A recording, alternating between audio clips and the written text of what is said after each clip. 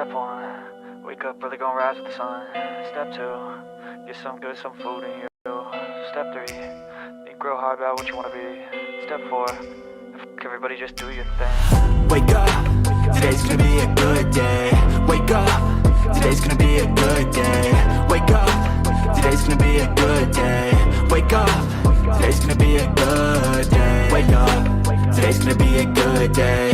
Wake up, today's gonna be a good day. Wake up, today's gonna be a good day. Wake up, today's gonna be a good day. Yo. Set your affirmations, aspirations. I got shit to do, the aftermath of preparation. Good food, good mood, blood in circulation. One step at a time, yeah, that's how you make it. Set a goal you control and the steps you take them. I try to pick one thought, have some concentration. And if I make a mistake, it's called education. I try to do this every day, call it replication. Wake up, today's gonna be a good day. Wake up, today's gonna be a good day. Wake up, today's gonna be a good day.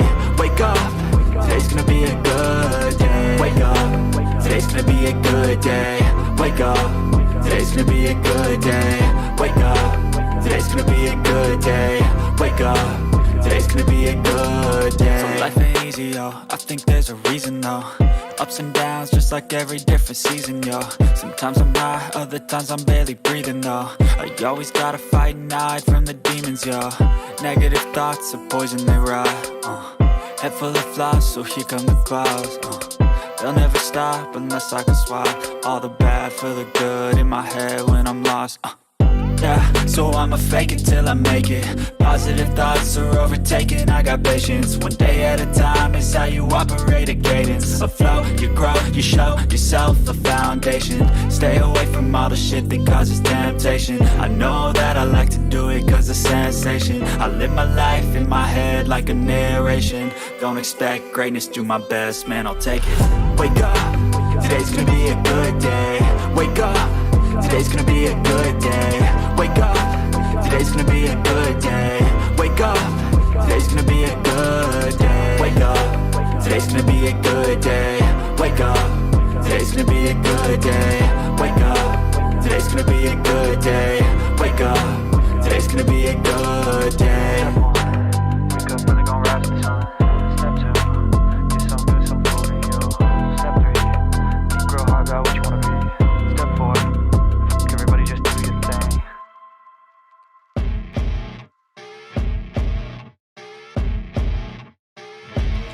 As you wake up in the morning, you want to find the latest, greatest information about criminal cases and have an intuitive conversation about the suspects associated with these cases. Head over to the Bullhorn Betty channel on YouTube.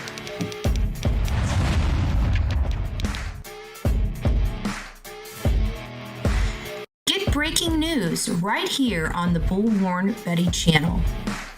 Welcome to the Bullhorn Betty Coffee Club. Enjoy your stay and enjoy your day.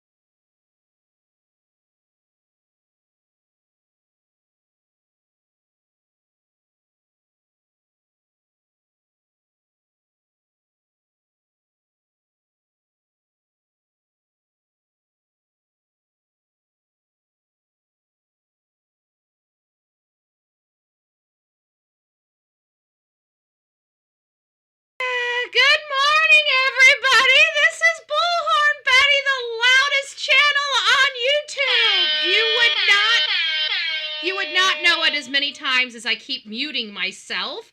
Please do not mind my shirt. I wore the wrong color shirt for a green screen, so we're kind of blinging in the shirt today, even though the shirt's kind of like bluish green and not even remotely. And then, of course, I grabbed the cup that looks almost like our green screen, so every time I move the cup, we are we got the ghost cup going on here.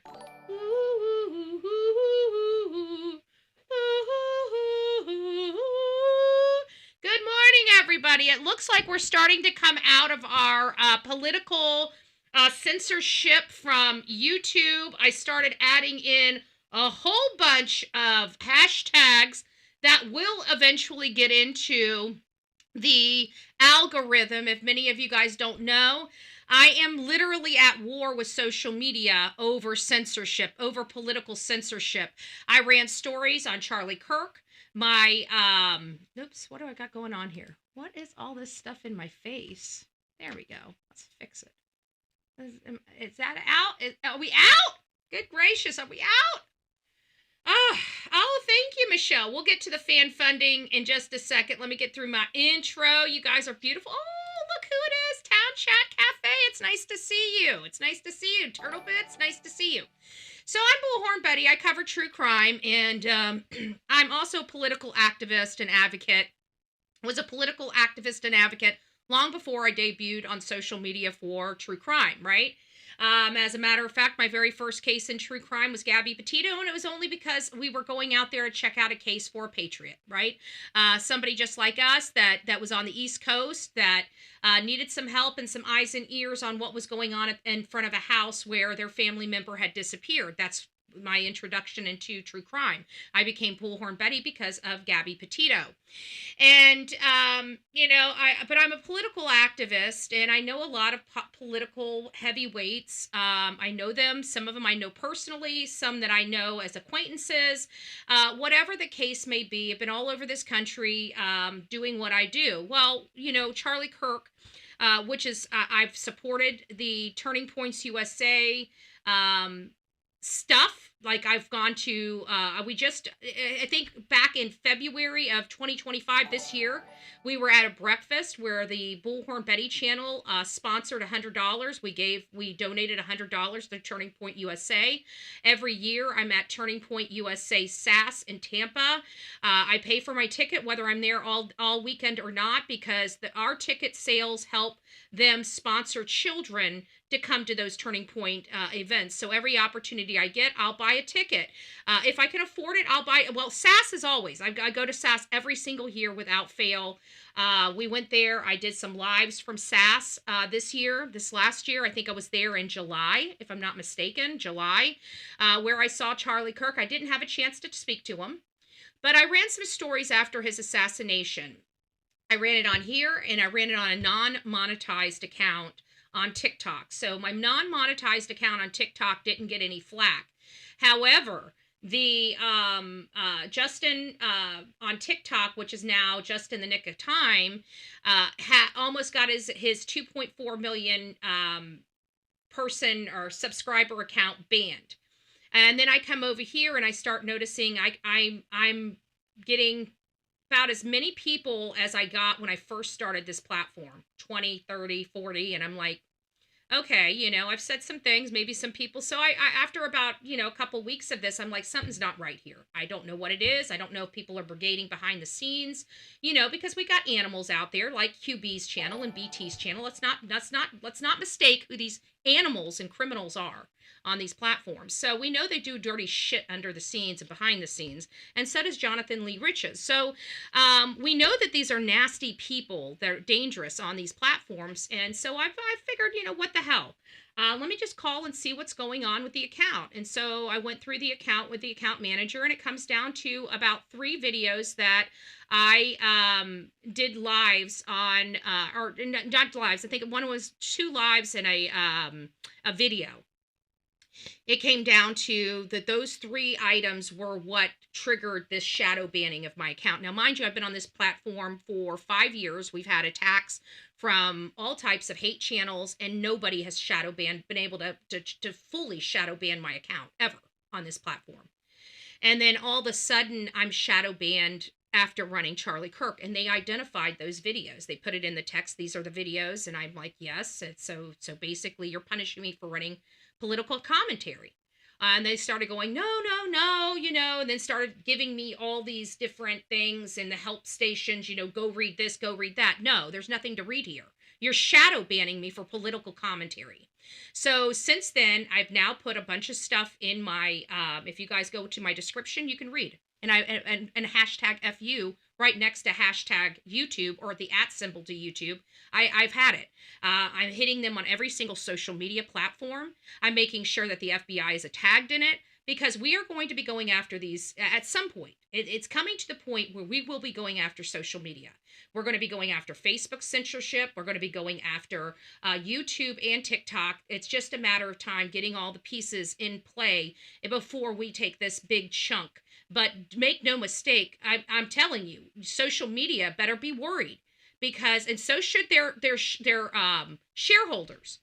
Okay, their shareholders should be very, very, very concerned, because when we come as a class action, we're coming to whip that ass. We're coming to take a chunk of your money. We're coming to make sure that we make changes on these platforms. I would suggest social media go ahead and make those changes before we start taking them to court. That's what my suggestion would be. But as we're seeing, it looks like as these days go on, we're going to be released from this shadow banning that we've underwent from YouTube for running commentary about Charlie Kirk. So what do we do here on this channel? We double down. And that's exactly what we're going to be doing on this channel, because I took the political commentary onto a separate channel, an unpaid separate channel.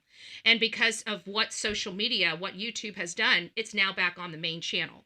And so whatever they tried to do probably bit them in the ass, because I was keeping this stuff off this channel, putting it on a non-monetized channel to make YouTube happy, and YouTube wanted to come out here and do something to my channel. Well, they can kiss my ass.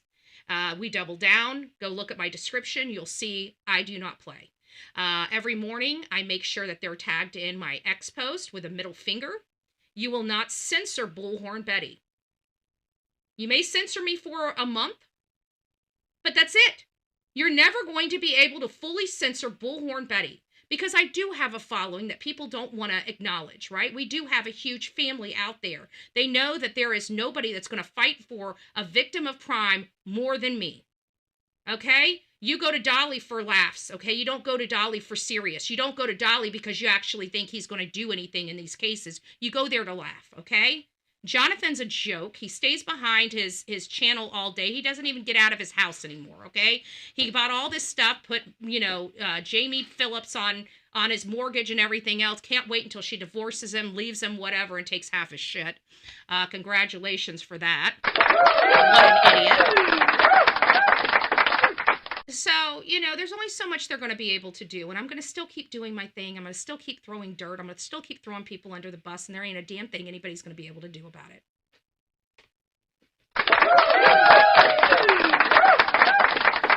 All right. So since we had some craziness going on this morning, thank you all for being here. Town Chat Cafe, it's nice to see you. The real me too. I'm going to put them up now that we got all this stuff going on. Actually, before I say good morning to all of you, I see there are some people here that are giving some fan funding, and we appreciate all the love and support, especially after what we've been going through with social media, but it doesn't matter. We always stay on the same side. You'll never get a different Betty, okay? Don't mess with my account. Don't mess with me. Stay out of my way. I don't roll into your lane. Don't roll into mine, but if you do, God help you. I will double down. I will be heard. Nobody's going to stop me. Why? Because I don't do anything illegal. I follow the rules. And that's what they can't stand. I follow the rules, and I still am able to be impactful. There's nothing a damn person can do to me. That's why. And I know that, they know that, and it takes all their power away. That's what it does. Melanie, happy Thursday, Betty, Delilah, Mods, and chat. Ooh, 'cause I'm a love machine. It's nice to see you all. She says, I hope everyone has a great day. Prayers to anyone who needs it. Betty needs it. Betty needs prayers. Betty needs prayers. Everybody needs prayers, right? I need prayers for a little bit different. We also want to make sure that we all continuous and consistently keep the E family in our thoughts and prayers. Many of you guys know through the Sebastian Rogers case, I met a lot of great people, lots of amazing people, SPED teacher, Judy Jones, a lot of people that came out, Shayna. Don't beat me up because I know we've met a lot of people on the Sebastian Rogers case, but one of those sweet, very sweet people that I will never forget is Mr. and Mrs. Carguy and Mr. and Mrs. E. And Mr. and Mrs. E, they have this idyllic life, at least from the outside looking in. But I know that they've had struggles, right? Because they've got a child with autism. They talk, freely about some of the struggles they went through as a part of the Sebastian Rogers case. Not because they love their children and they're just an amazing family, just an amazingly strong family. And they're having struggles right now. And I know that they helped me through some of my deep and dark issues. So please don't forget them. I know that they're not on these panels and channels as much or very often as much as they used to with the Sebastian Rogers case. But when they are here, we all need to be supporting them. They are going through some family struggles. They've got Melodee is having surgery and dealing with cancer, brain cancer of all things, a very, very scary situation for any mom and dad of a child, right? I mean, even an adult child, you as a parent, think about how you'd be going stir crazy. You'd be going stir crazy. So I don't know how they do what they do, but they always seem to be so kind and always have a smile on their face, no matter what kind of craziness they're walking through. I wish I could be more like them. I'm not. I'm Bullhorn Betty. I'm not anything like them. I wish I was, right? We could all use to be more like Mr. and Mrs. E, right? And so let's not forget them. I know that they need prayers a heck of a lot more than I need prayers. And if we're all still above air and we're still moving through this place, we're doing pretty damn good today. So please don't forget that. So Melanie's our first of affirmations of a badass. How badass are you, Melanie? Let's find out. You get 5 cards today. Let's see how you do. I shuffled and shuffled. I put them in two decks. I shuffled the 2 decks, then I shuffled the 2 decks together. I tried to mix these things up short of just going blue and picking them all up off the ground. These things are pretty shuffled. But you know what? We've been getting a lot of these. So there's going to be some repeats. But maybe, hopefully, not for you, unless it's supposed to be a message you need to hear. We're gonna put our badass, sorcery over these cards, okay? Badass sorcery. So, Melanie, here's your 5 cards. Dear Stress. Oh, I gotta have my bleep button. Dear Stress. You. Okay. Bless you, okay? Bless your little heart, Stress. That's what your first card is, okay? You are blessed, amazing, and you rock that stuff. Woohoo! You will get there. You're going to do great today. Ooh, ooh, ooh. You are brave, you are fierce, and you can do hard things. Hard, blessed things. Scream, yell, freak the blessed out, and then go do something that matters. Ooh, I love it. I love it, Melanie. You got some good cards today. Good cards. Those were new. Love it. All right. I love your channel, BHB. It's nice to see you. Oh, Nurse Sandy, 31 months. It's nice to see you, my love. Good morning. Beautiful. Good morning. Well, I have been up since 5 a.m. You might be right on that. Robin. Robin got 5. Let's see how badass you are. Let's see your positive affirmations. Let me shuffle. Let's get the shuffle going.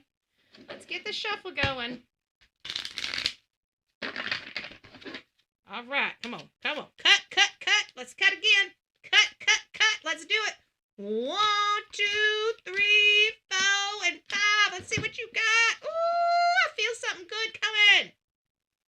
You use obstacles to motivate you to learn and grow.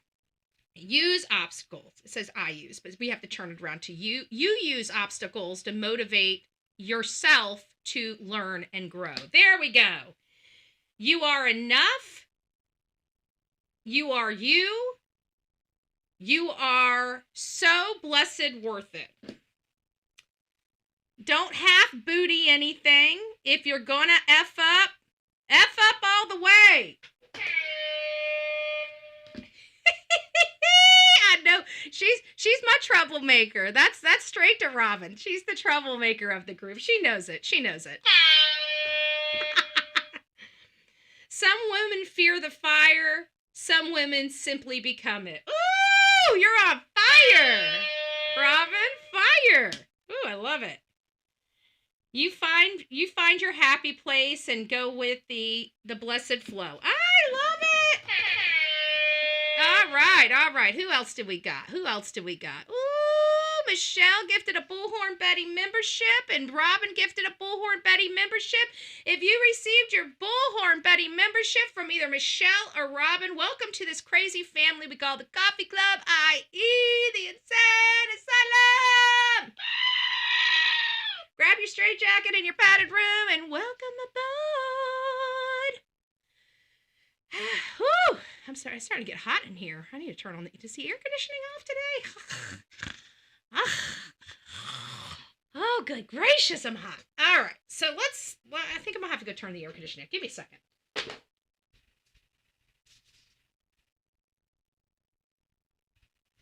Ooh, I must be going through a hot flash or something. It's 77 in here. That's colder than it usually is.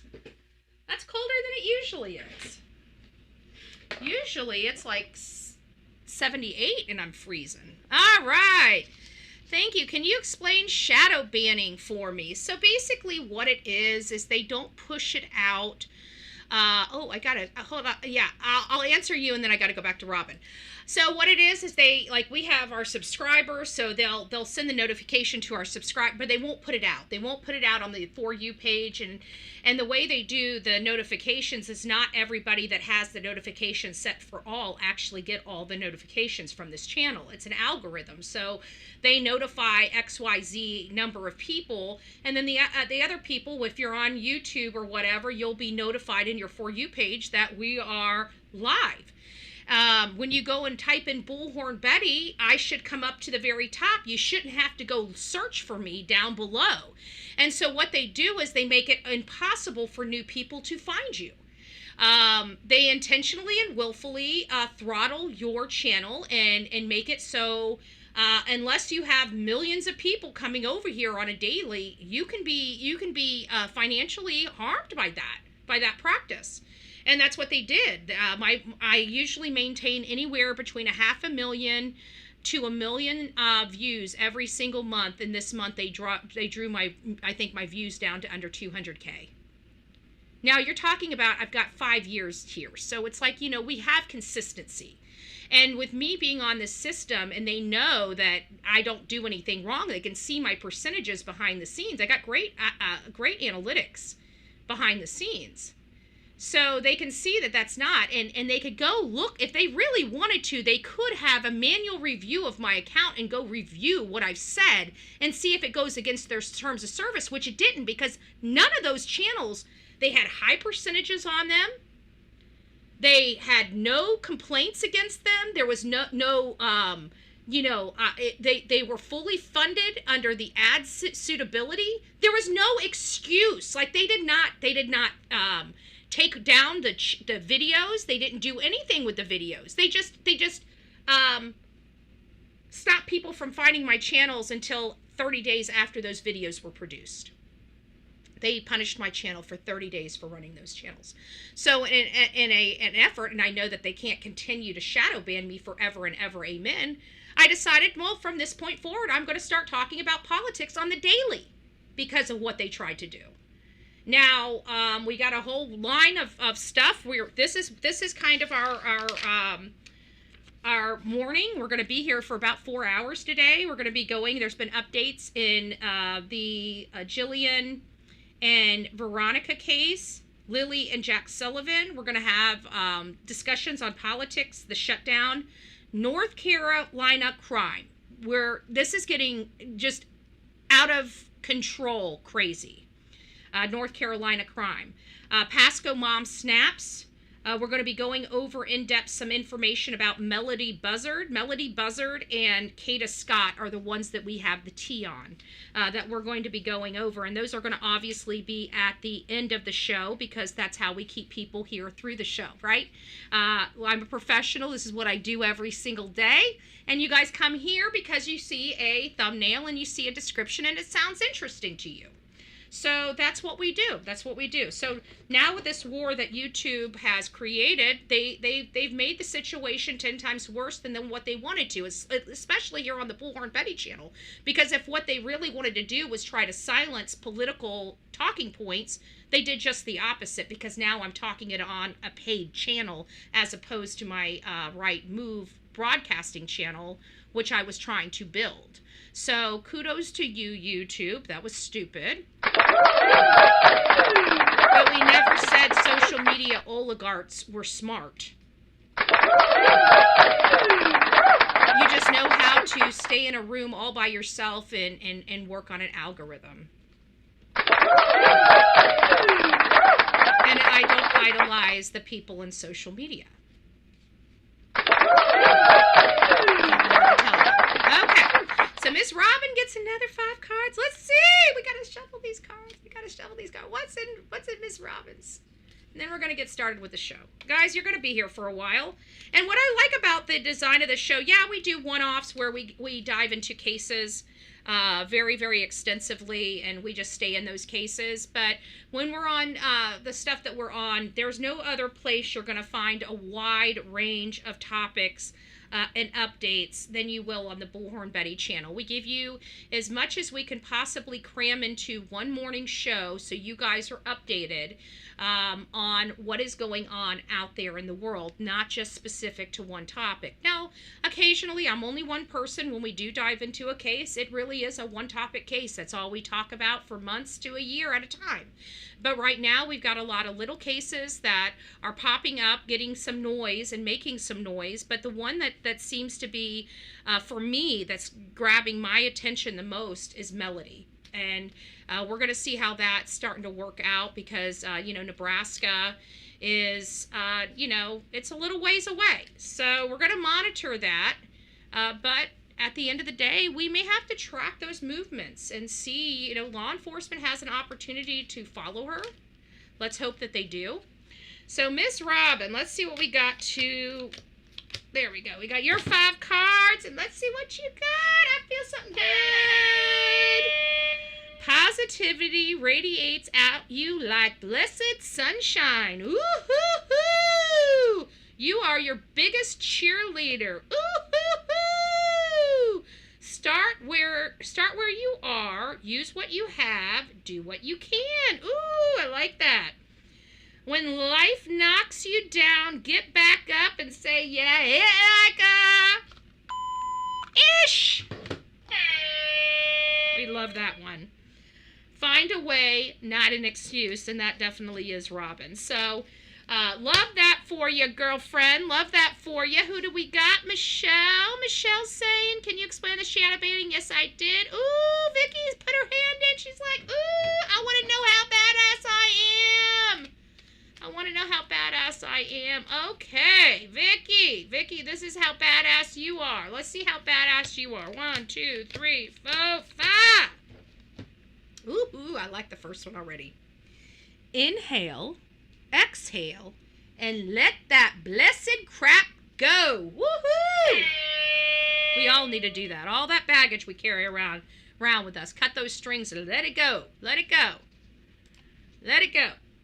You are an amazingly strong, competent, take no bull crap, speak your mind forward, blessed badass. Ooh, I love that. That was spunky. Vicky got the spunky one. Ooh, she must be on fire today. Woo-hoo-hoo. Today be the badass girl you were too lazy to be yesterday. Oh, ow. Sounds like you're a love machine too, Vicky. It's okay. Mistakes are just proof that you're trying. Don't give up. Ooh, I love it. If love turns lonely, let it go. I love that one. I love that one. If love turns lonely, let it go. Love it. Love it. Phil says, don't mess with the bets. Don't mess with the bets. Let's see how badass you are. You need some words of affirmation, too. You need some words of affirmation, too. Let's see what you got up in your wheelhouse. 1, 2, 3, 4, and 5. Woo! You can sit with really big feelings and still be okay. Ooh, I like that.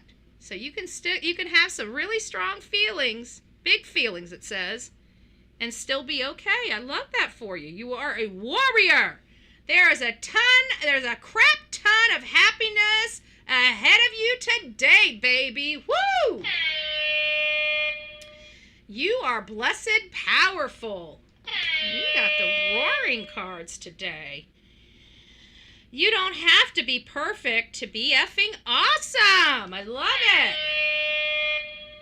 Making mistakes is better than faking perfection. You did get the fire cards today there, Phil. Congratulations. Congratulations. Who else do we have? We have Bella Rose. Bella Rose. Let's see what Bella Rose got. 1, 2. Oh, I got to shuffle. Hold on, Bella Rose. I didn't shuffle. That's not fair. Can't be doing this without shuffling. We got one more after this. Peggy says, prayer for everyone that needs it. Oh, you're so sweet. Thank you so much, Peggy. I appreciate it. We'll pull you 2 little cards ourselves as well. We'll see how badass you are. We'll pull 2 cards for you. Let's see what we got here for Bella. All right. Let's see what Bella got. Bella got focus on positive. Focus on positivity, you silly little birdie. Ooh.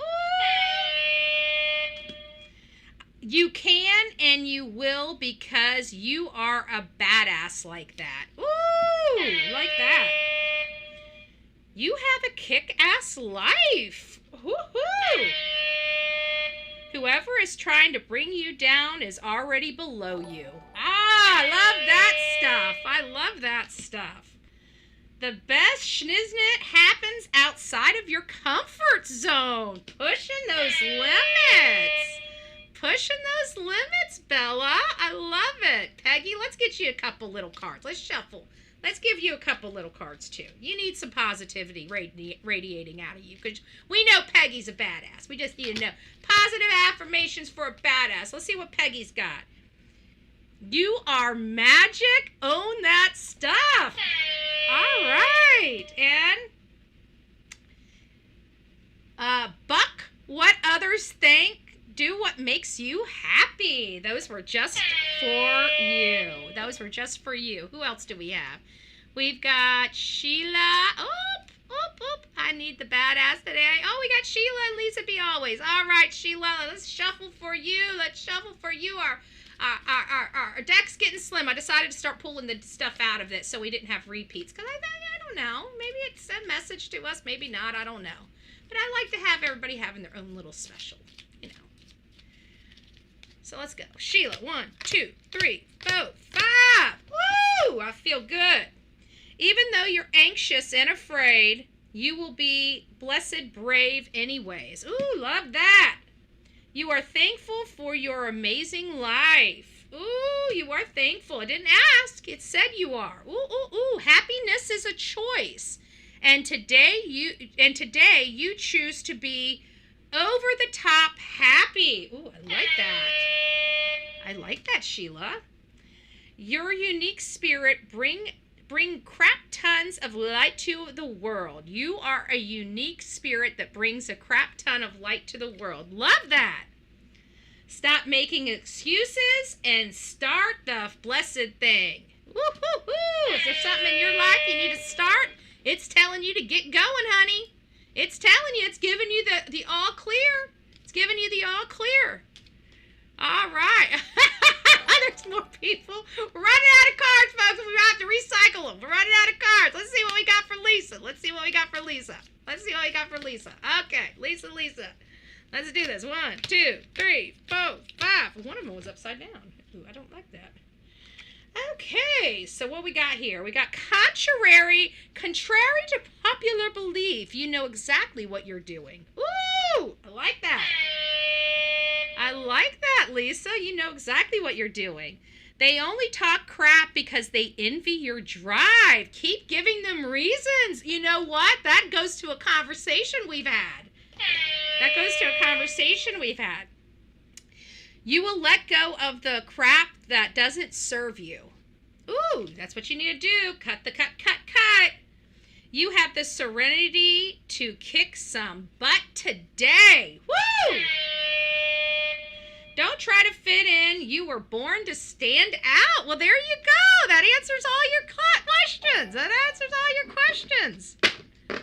I love it. So, Michelle, you up next. Ooh, and then ER Blues. Let's get this show on the road. Let's see what we got.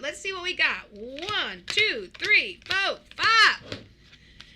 All right, Michelle, this is you. Don't ever stray away from yourself to get closer to somebody else. Ooh, great words of advice. Some people are really sick, so avoid them. Ooh. You will stop breaking yourself into pieces to serve others. You will stay whole, and they will effing choke. So whatever you're going through, just let them choke on it, baby. Let them choke on it. Once you fall in love with yourself, game over. Winners focus on winners. Losers focus on winners. So you are a winner chicken dinner today, Michelle. Make them choke on that crap. How many do we got? 1, 2, 3, 4, 5, 6. We're gonna throw 6 cards. Eeyore, don't say out, because we only got 6 cards left. You know what? We're gonna shuffle these. We're gonna give 6 cards to. We're gonna give 5 cards to Eeyore Blues, and we're gonna give the last card is gonna be Betty's. Okay, that's gonna be Betty's card. I didn't see what it said yet. All right, showing some love. We're gonna show. You are a blessed masterpiece, Eeyore. Ooh. I'm getting better. You're getting better and better every blessed day. Eat my shorts, world. Eat my shorts. You will not be an a-hole to yourself today. Ooh, I feel some love and self-care coming on. For you. You didn't wake up today to be average, so be blessed awesome. Yes, sir.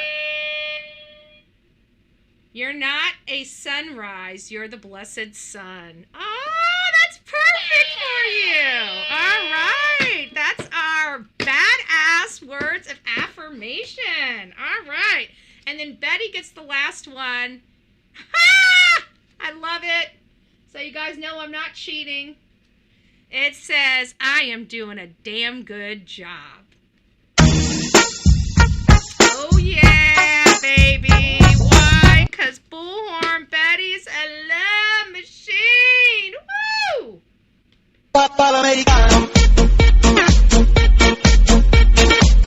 All right, let's get to work.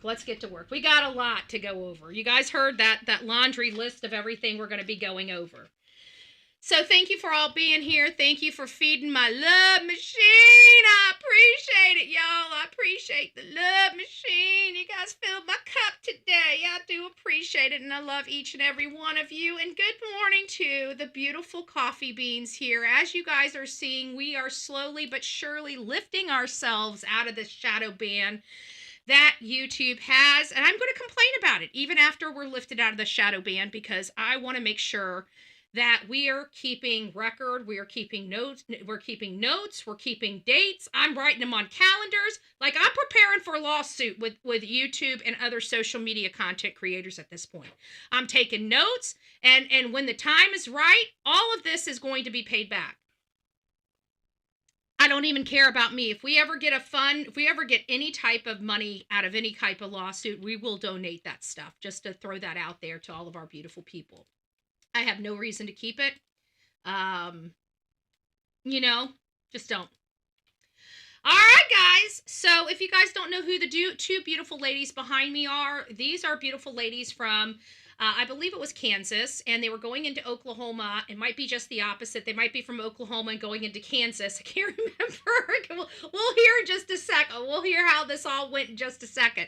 But these two women went to go to a visitation, a child visitation, and disappeared off the face of the earth.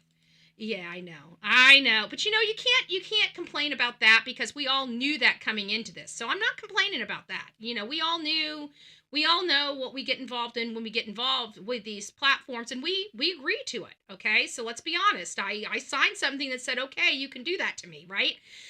So I take ownership of that. It was all above board. It's all transparent. But what's not transparent is them not telling me that they will politically silence me when they have protections of not being a producer, not being a publisher. That means they have no control over what my content is.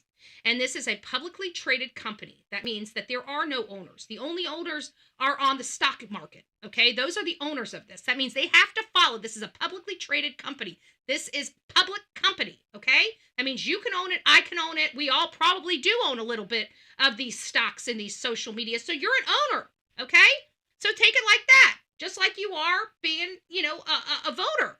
You own that shit, right? So they have to follow First Amendment. They have to follow the law as well. They don't get to make up new rules and say, oh, I'm a private company. I can make my own rules. No, you're not.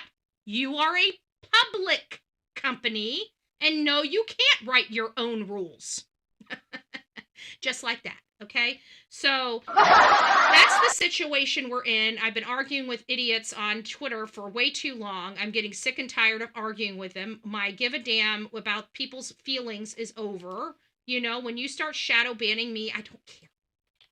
So we're going to get off my little bitch fit, and we're going to get back to work. Okay, this right here is Veronica Butler and Jillian. I can't remember Jillian's last name.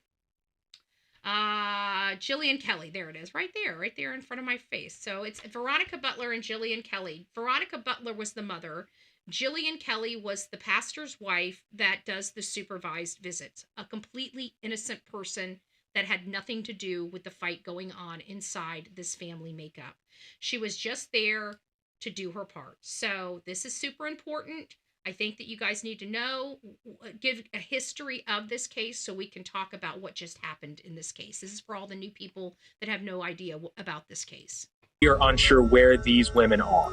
This is related to two women that left Kansas, went to Oklahoma to get Veronica's kids, and mysteriously vanished. When people vanish, they rarely do so two at a time. Veronica Butler and Jillian Kelly left March 30th to go pick up Veronica's kids and disappeared, leaving behind one abandoned car and a slew of unanswered questions and a terrified community. What happened to them? That unknown is what has created it suspicious for us at this time. Butler is 5 feet 4 inches tall and has red hair and green eyes. She was last seen wearing a blue short sleeve shirt, denim shorts, and Hey Dude shoes. Kelly has brown hair, blue eyes. She was last seen wearing a long sleeve shirt, white washout jeans, and tan or beige shoes. Now, Veronica does have several tattoos on her arm, and Jillian has a butterfly tattoo on her left forearm. Anyone with any information is asked to call 1-800-522-8017. Don't forget to like, share, and subscribe. Okay, and then so now you guys get it. These women went out to they rode together. They were going out to a supervised visitation with Veronica's children. And this is something like they're going to make a Lifetime movie out of this particular case, even though this case is not garnering huge widespread attention here on social media. I guarantee they're going to make a Lifetime movie out of this, because this is something that you don't hear about. This is where packing grandma thinks she's a mafia queen and decides to get her little misfit cult people to stand in a road, make people move. I mean, it looked like something that you would see maybe a cartel do. Like you're driving down a dirt road, and all of a sudden you're met at that dirt road with a pickup truck, couple pickup trucks, and people standing by the pickup truck with guns, and they're like, "Hey, you need to go over here. You need to move over here, right? You need to move over this way."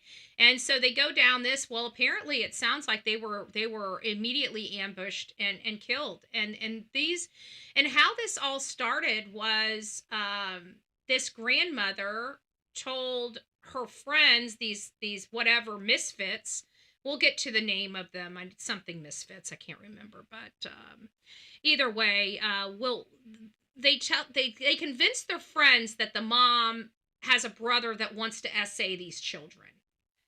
But they don't go and attack the brother that allegedly wants to essay these children. They're going after the mother and trying to unalive her, because the story's a lie. All this grandmother wants is to have full custody of these kids. And right now, Veronica's in the process of having these visitations and working on getting her parental rights back. And that grandmother knew it was only a matter of time before she got her kids back.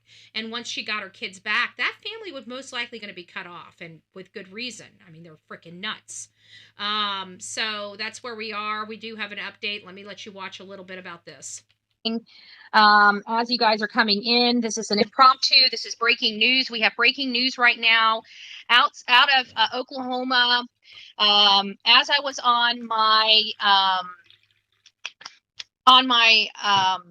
live with TikTok, I started getting notifications that there was breaking news in Veronica as well as Jillian's case.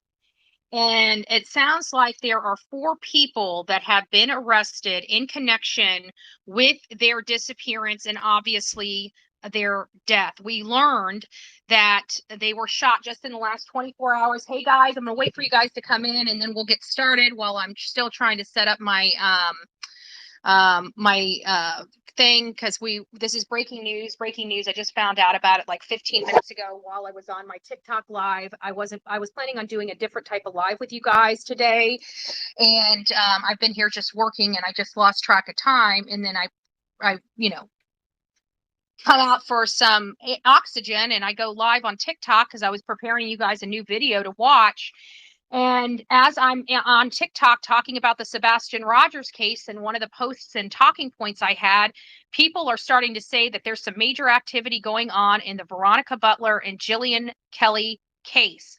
And so I popped in over there, and Cake News, Kake News, has been posting out that Veronica Butler and Jillian Michael have 4 people right now being arrested in their case. 4 people from this article with and so what ended up happening is the 4 people ended up being the grandmother, Tad, which was the grandmother's boyfriend, and 2 of their best friends, one that owned a butcher company and what have you.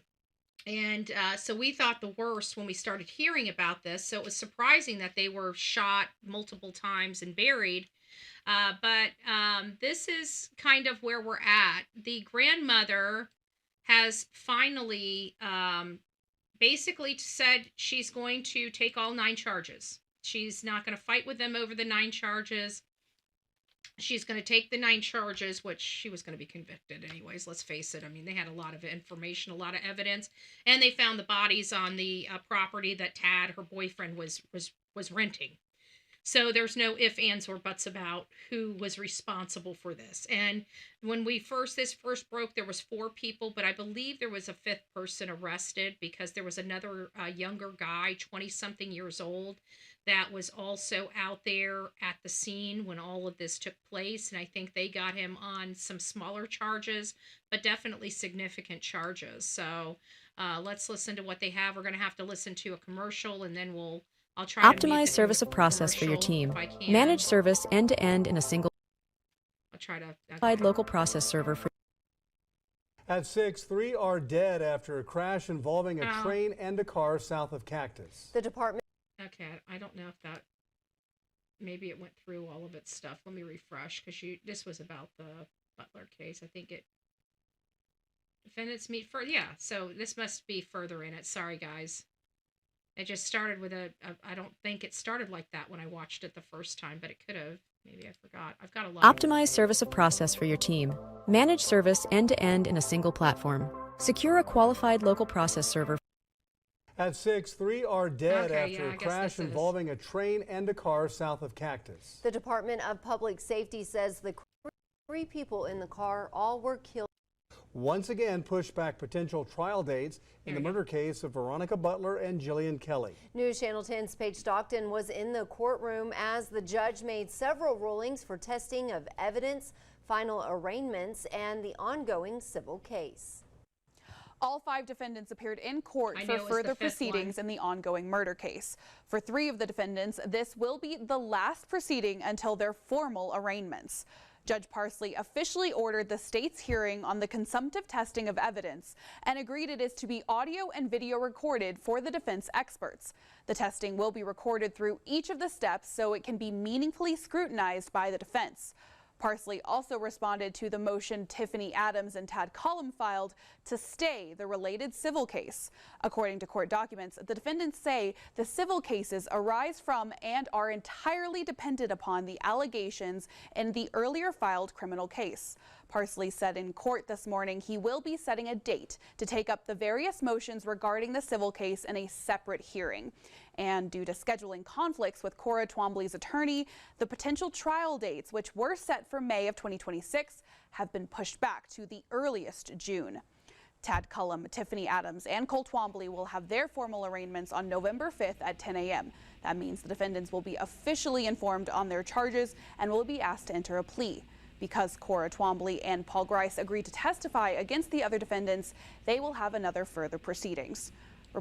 So the team turned on each other, but it is the Tiffany, I think her name Tiffany Adams. She has now went ahead and basically stated that she is guilty.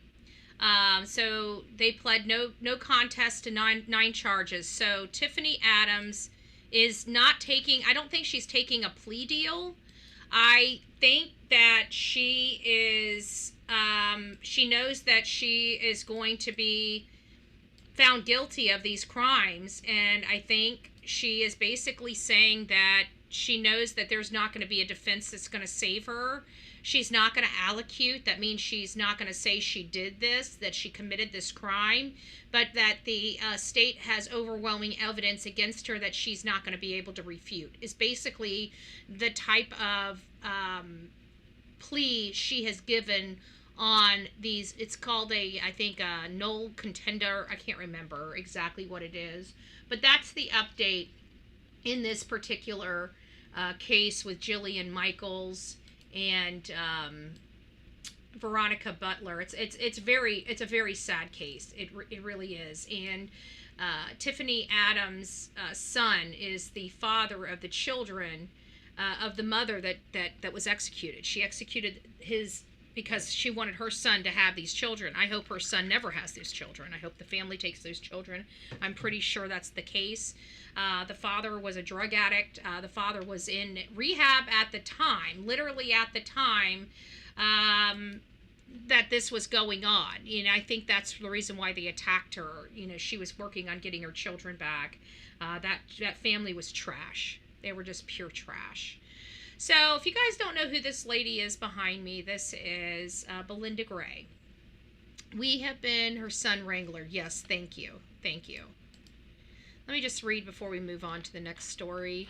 And again, guys, we're going to be here for a while, so be prepared. We will take a break here in just a little bit, so you guys can use the restroom, go get some more, something to drink, because I've got some water here, but as you can see, I'm kind of, my coffee is running on a little bit of life support at the moment. So, and I just spilled coffee on my stuff. So, yes, Wrangler, but he wasn't there at the time, and this wasn't the first time they had tried to execute Veronica.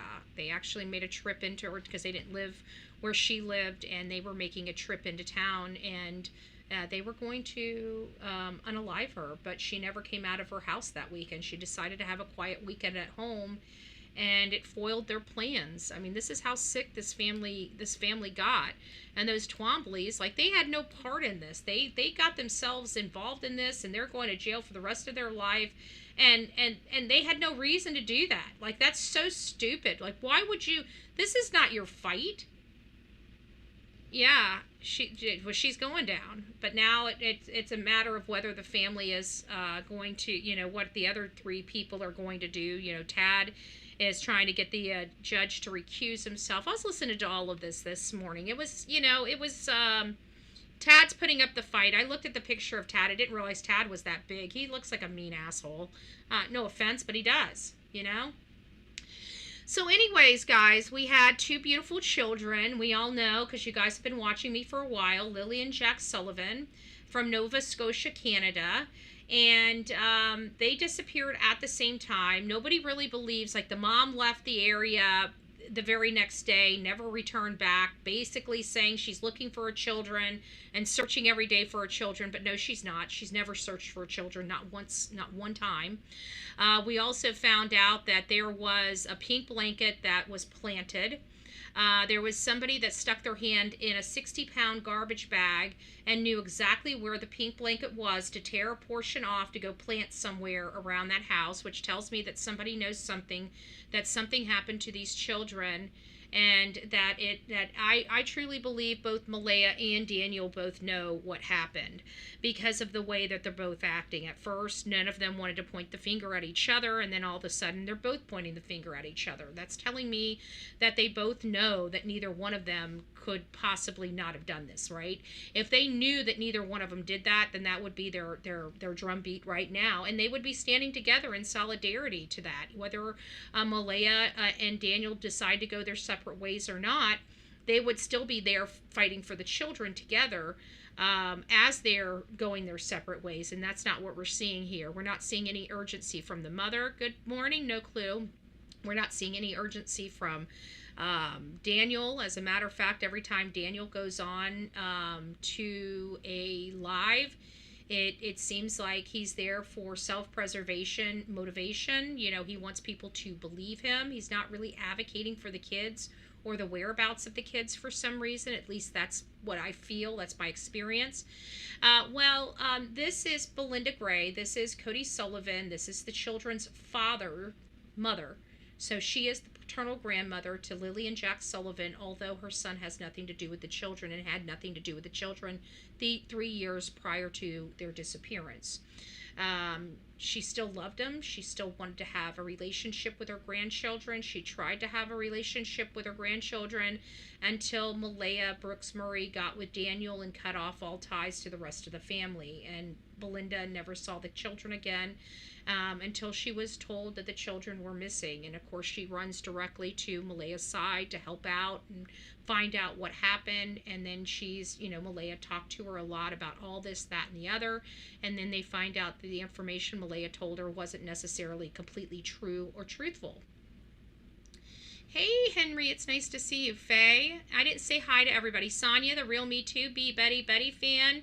It's me, Jen. It's nice to see you. Emma, if you're watching from across the pond, we love you. For the mods and the rest of you folks that are coming in, I really do appreciate it. It looks like every little day we get a little closer to being unshadow banned by the oligarchs on here on YouTube. So I appreciate all of you guys being here. Please don't forget to hit that thumbs up button. Hey, Jenny, it's nice to see you. Hemp, it's nice to see you. Yes, we do. It's Bullhorn Betty. It should come up here shortly. I've got Nightbot. It'll give you my Facebook. I really do appreciate it. Oh, Medic Biker. It's nice to see you. I hope you're doing well, love bug. All right, so let's hear what Belinda has to say. This is just dropped just recently. She's speaking out again. You know, we haven't heard from her in a while except on It's a Shaming Crime. And you can see her face. You can see, like, her face is worth 1,000 words. You can almost see the pain in her eyes, in her face, just in this one photo before we even start. Jack is, well, he's going to be 5 years old this month. Oh, this month. That's Belinda sad. Gray can barely speak through the tears, describing the children she hasn't seen in years. The last time they were here, they were still basically babies. Lily was 4. She was such a carbon copy of me. She copied everything I did. And Jack was more sober.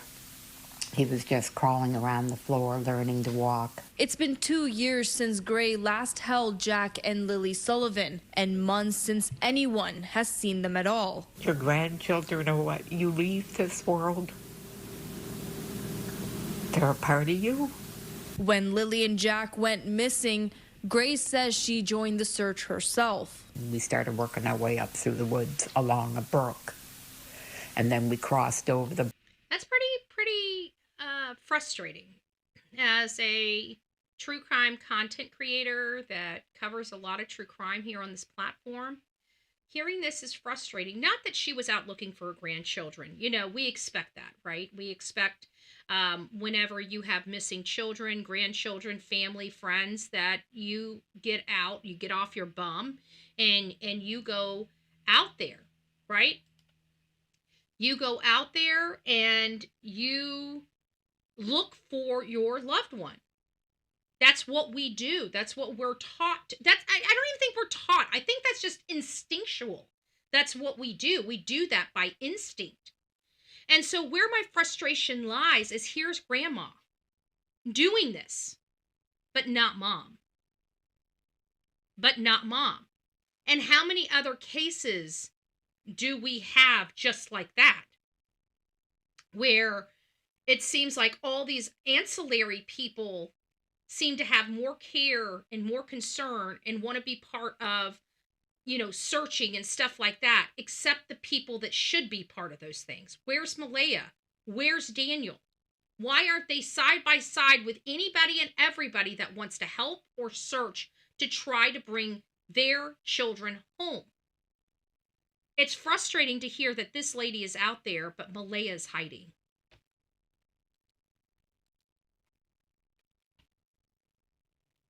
Brook, and we started coming back down through the woods. For Gray, hope quickly turned to suspicion. Hold on, I gotta remember, I gotta start taking these and pulling these off as we get through these. I gotta remember to leave. Especially after their mother left the area. When I found out Malaya left, I knew there was no sense searching anymore. It started making me think. Wow.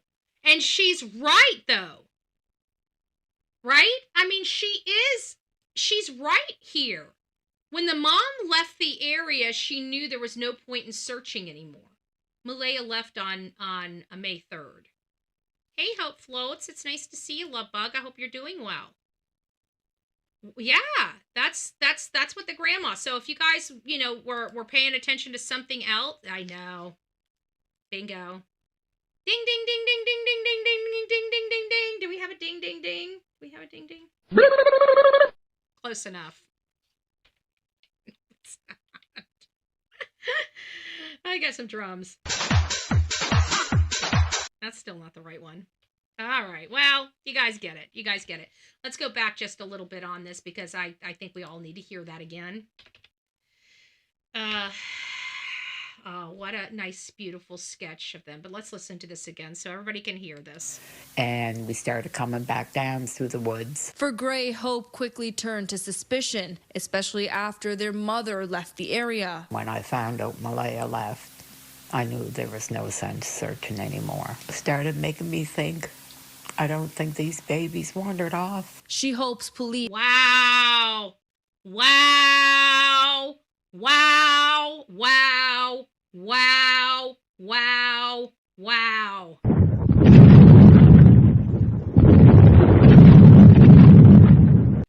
As a mother and a look at that beautiful sketch. That's beautiful. I don't know who did that for her. I don't think she had that done. I think somebody sent that to her, honestly. And whoever did that, bless you. Just bless you. That is such a beautiful drawing. I wish I had the artistic The artistic abilities. I would use that if I had the artistic abilities. I try here and there. I truly believe anybody, I don't care whether you're right-brained or left-brained, I truly believe that the human is so far superior and advanced that if you truly put your mind to anything, you can do it. If you want to learn to sing, I truly believe with heart and soul and tenacity, you'll learn to sing. If you want to become a draw, I don't care. They try to say that most people are artistic, are left-brained people. That's why movie stars and stuff like that are all more left-brained. I find narcissism more left-brained as well.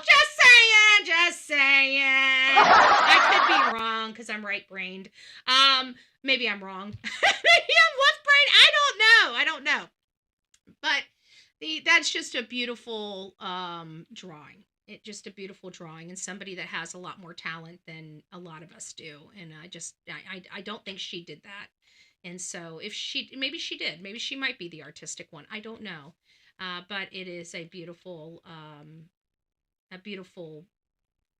image that was created. It looks like it was created with some charcoal pencils.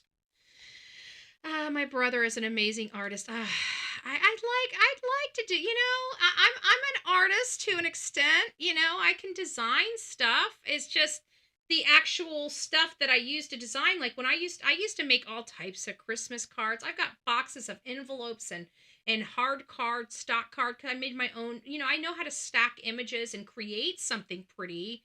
But like, say, if I were to draw Snoopy, if I were to design it myself, I wouldn't know where to begin. I know what looks good. I just don't know how to create it. I know how to use other people's stuff and layer it. Right? So it's sad. But what we just learned here is that Belinda, she kind of gave up hope when Malaya left, because we all know moms don't leave their children. That's, what I'm saying? Moms don't leave their children. I can't think of one mother that would leave their child behind. I mean, outside, short of being completely unmotherly. I mean, she took care of these children. We're not talking about, somebody that just walked off from their children. We're talking about somebody that raised their children, and their children allegedly wandered off. Moms just don't take off like that. They just don't. And they just don't just take off and never come back when that's the last place their children were. We all knew that. When that happened, we knew that there was something really, really bad going on here.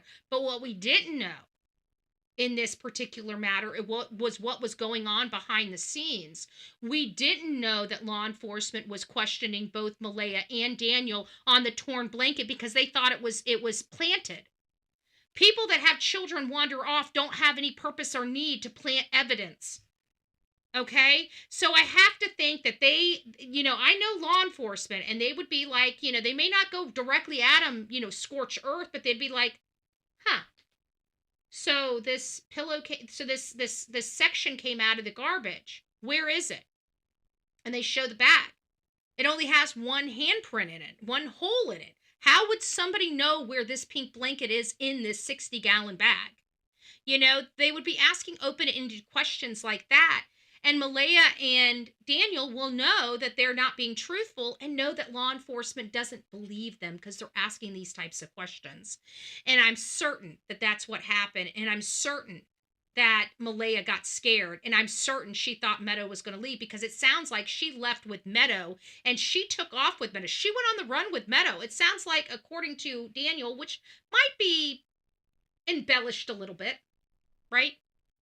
Hey, Annette, it's nice to see you. Oakley, Ashley, it's nice to see you. But he might have embellished that a little bit, but at the end of the day, Meadow was taken from her care. And she did have Meadow in her care, okay? So that's the important part that we have to remember. So she doesn't believe, after Malaya left, that there was any point looking for these children. And I have to agree, because if the mom's going to leave the children behind, then the children are probably not in a good condition. These can bring her closer to the truth. I hold them all accountable. I don't know how two kids can go missing. RCMP say they combed through every possible lead, but Gray feels police could have acted faster. I don't care what the criteria is for an Amber Alert. When you have vulnerable children missing, it should be an automatic alert. I agree. I told you guys this. We had a conversation. Many of you guys are new to this channel or haven't seen me before, say Sebastian Rogers' case. Hey, Marianne, it's nice to see you. Frank, good morning. However, for years, especially when they started adding additional colors, I'm like, who the hell wants to have a purple alert or a silver alert or all these things? And they were trying to say, oh, well, everybody's just getting inundated with who gives a crap? Your phone goes off no matter what. You have to look at it to turn the notification off. Period. I don't care whether it says purple, silver, amber, red, blue, green, yellow with pink polka dots. Nobody, only bureaucrats, only idiots in our federal government would make stupid ass rules like, oh, let's make 15 colors so we can confuse the shit out of everybody. Right? And at the end of the day, screw the criteria. At the end of the day, if a child is missing and you need a flippin' alert, send out a blessed alert. It's not rocket science here.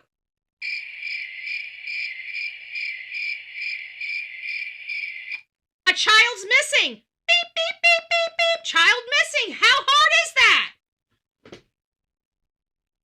Okay? I think it should be an anybody under the age of 12, automatic Amber Alert. There's no ifs, ands, or buts about it. Anybody under the age of 12, 13, whatever, automatic Amber Alert. There should be no reason why a 12-year-old is running away from home. There should be no reason why a 6-year-old is running away from home. If 6-year-olds are running away from home, there is something wrong inside that home. Period. We need common sense across the United States and into Canada. Okay? A child's missing, an alert goes out. It's just that simple. Nobody cares whether it says purple, blue, silver, amber. We don't care if the child's abducted. We all need to have our eyes out for a child that is missing, period. Period. But that's not the case. As you hear, and this is what we do find out. I mean, in all fairness, Belinda is speaking about the obvious. In every single case, what do we always say? Law enforcement, in all fairness, they make mistakes. And the majority of the time, oh, Sec 2, it's nice to see you, love.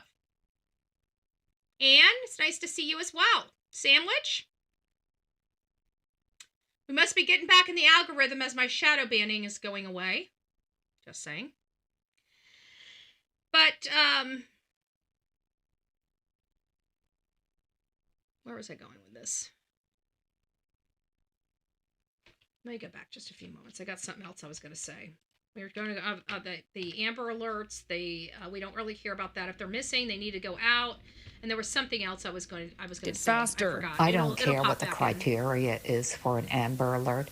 When you have vulnerable children missing, it should be an automatic alert. Every day, Gray checks her phone, hoping for a message, a post, a headline, anything saying... Oh, I remember what I was going to say. But with law enforcement, we know that they're not perfect. But these things do cost us time, right? They make mistakes, just like in the Sebastian Rogers case. They still making mistakes. They believe this child wandered off with no shoes because Sumner County is a Barney Fife thing. They're unifying with people that did terrible things to children because they feel attacked by social media. So they're trauma bonding over there in Sumner County. I find it appalling. I find it disgusting.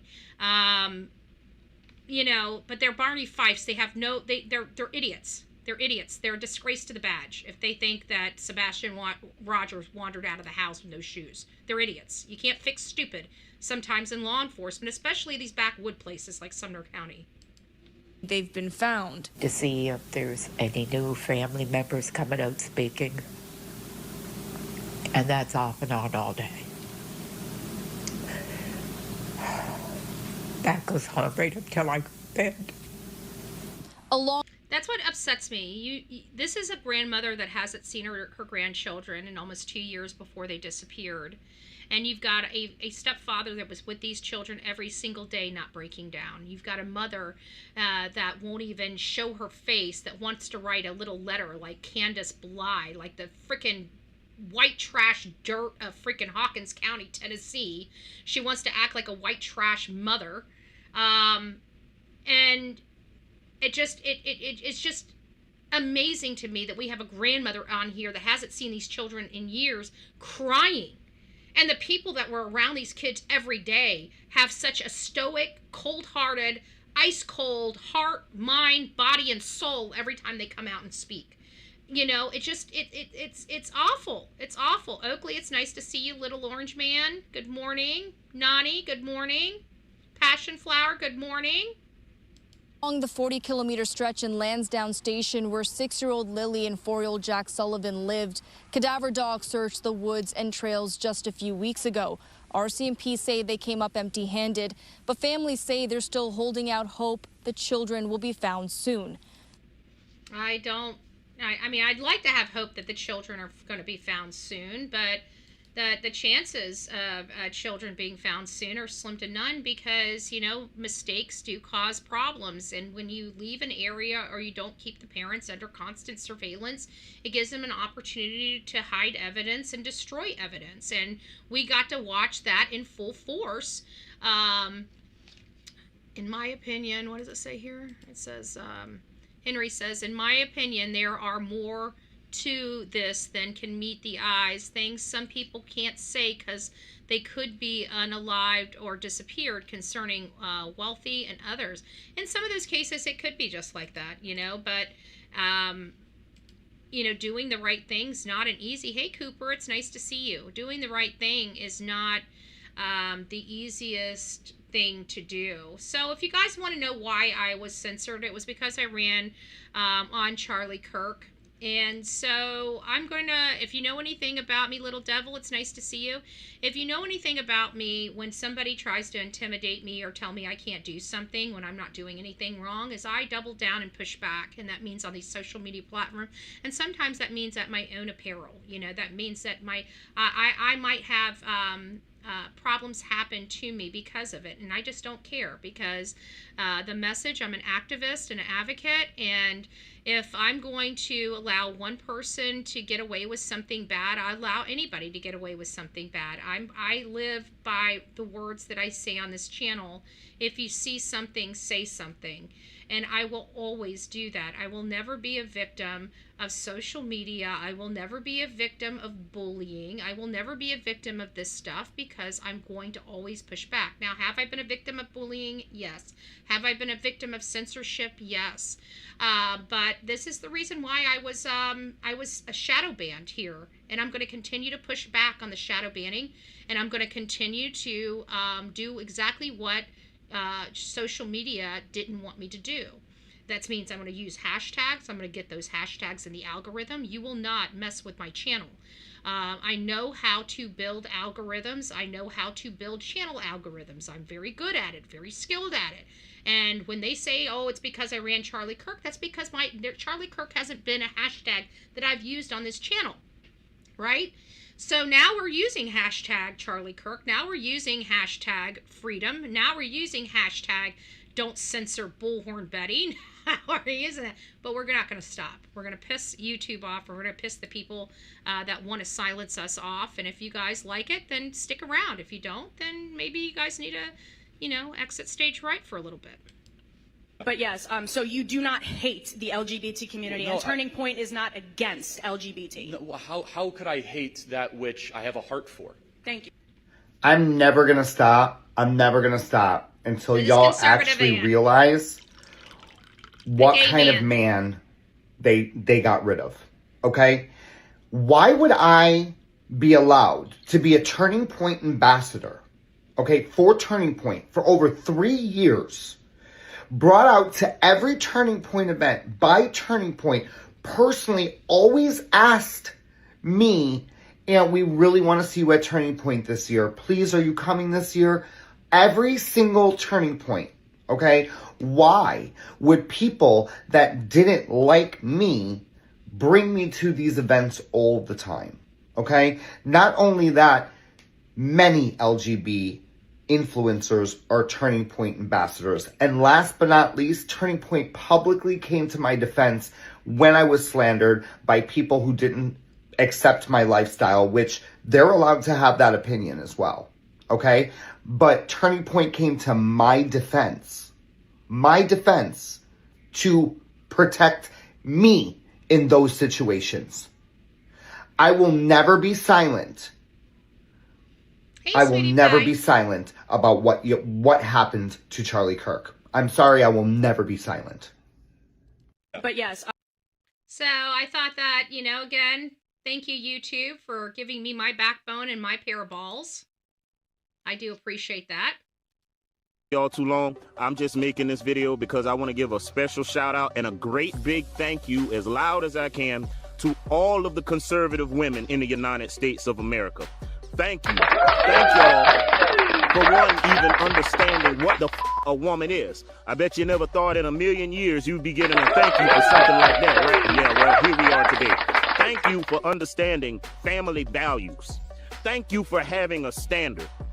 Thank you for not trying to feminize and emasculate the men in this country. Thank you for not pushing an agenda to further destroy our families and our youth. Y'all are tenacious. Y'all are very strong. Thank you to all the conservative women, whether black, white, I don't give a damn what y'all's race is. Thank y'all so much. I see how conservative women get done on this app and many others. Thank y'all for being able to think for yourself. They'll come for you. They'll shame you. They'll belittle you. They'll throw insults at you. They'll label you. And I especially see how y'all do conservative black women. Y'all call them the same thing y'all call me. Uncle Tom, coon, sellout, Sambo, boot licking, tap dancing fool. We've all been called that. Thank y'all. Thank y'all for not letting these people move y'all. Thank y'all for holding the line. Y'all are strong, y'all are intelligent, and y'all are tenacious. So y'all keep it up. Y'all know where I'm going. Y'all know I didn't watch this, and this is like 10 minutes. I'm going to have to watch this and get back to you guys on that one. I'm not going to make you do that. But this is kind of a buyer's beware. We all know that the government shut down. This is in full transparency for people that it sounds like EBT for things are going to start getting dicey in November. I know that we have coffee club members here that are also EBT and rely on EBT. While we can't really do a whole lot for you, what we can do is we can get together and start doing some shows on where in certain areas you guys can go to get some groceries. I don't want anybody going without food. With all the resources out there, the money that we pump into all these nonprofits and everything else throughout the year, not one family should go without food. It is what I'm hearing in the background is it sounds like we're not budging. They know we're not budging on 1.5 trillion to pay for illegal healthcare when we don't even have healthcare for ourselves. Okay, we're not doing it. So I am hearing that there are some possibilities of the government being opened in the next week or two. Okay, it sounds like people from the Democrat are getting tired of it. They're going to be having their people, screaming bloody murder as well, because there's a clean CR on the table just to keep things going and getting paid at the status quo, what everybody has already agreed to be paid. Okay, so this is truly a Democrat. If you guys are facing EBTs, if you guys have EBTs, you need to be looking up your Democrat senators. Okay, and you need to start emailing them and you need to start pressuring them to open up.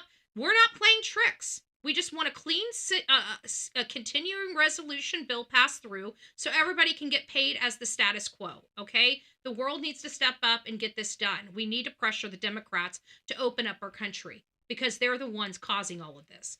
But I digress. You guys need to know this. So it sounds like we're not going to have money for EBT in November, guys, and that's going to be right before Thanksgiving. This is not good. The people that can, this is what I'm going to recommend for the people I don't have any Democrat senators. Well, that's good. Well, then you need to call somebody. You know what? Start blowing up Tom Massey and Rand Paul's phone and telling them to sit down and shut up about this. That's what we can do. Just joking. Don't waste your time on them. Don't waste your time on them. But this is a buyer beware. You guys need to know that. If you are on EBT, this is what I've heard is going on, and I thought you needed to know. Issued for the month of November. If you're new here, my name is Crystal. I'm a social worker and a caseworker. I have been working in the social service field for over 10 years. I also worked at the SNAP Welfare Food Stamp Office for over 6 years. I have processed hundreds of SNAP cases, and in this video, I will explain to you what's happening with November SNAP benefits. Due to the government shutdown, many states are now sending out notifications stating that they do not have the funds to issue SNAP benefits for the month of November. The federal government has already informed all states that it will not fund November's benefits. And since the funding for SNAP comes from the federal government, the states literally have no money to pay out. Some states are outright saying that they will not issue November's benefits, and some states have not confirmed it yet. I'll just tell you, if you receive SNAP benefits, please be careful on how you spend October's benefits, because there will be no more SNAP issued until this shutdown ends. I have some resources to help you find food pantries if you need it, linked in my bio. All you have to do is click the link, put in your zip code, and it will show you a list of food pantries near you. If you have any questions about this, we need to go here and find out. Where did she say the link was? She says the link was in her bio. We'll have to, I think I'm going to save her. I'm not going to delete her just yet. I think I'm going to save her and him for right now. We'll have to go back, because if she's got a link that'll help us do that, then I'll put that up on my, on several of my channels. Maybe I'll put it on the X account and just pin it to the tops for everybody. So, because I know I got a lot of foot traffic over there. My church, we deliver Thanksgiving baskets. That's what I was going to also say. If you guys are at Walmart or Winn-Dixie or Publix, I don't know if Walmart does it, but I know like even Save-A-Lot here does it. Maybe even Aldi's does it. They have little bags, and you can usually take that bag up to the front, and it's purchasing a Thanksgiving dinner for a family. And so what I would really recommend for everybody, if possible, if you can afford it, not everybody can. So this is only for the people that can't afford this. Okay. I don't want you going out and spending your last $20 on another family. That's, we all want to do what we can. Aldi's has a $40 Thanksgiving to feed 10. That's amazing right there. Thank you, Crystal Pistol. So if we could all just pay it forward, if we have a little extra money, if you can do that.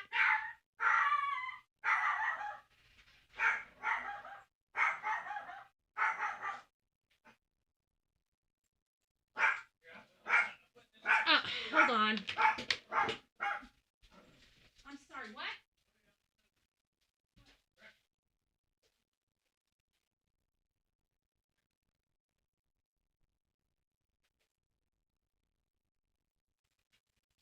I didn't even hear the doorbell ring. My neighbor just brought me some food. I guess he was sitting out there long enough.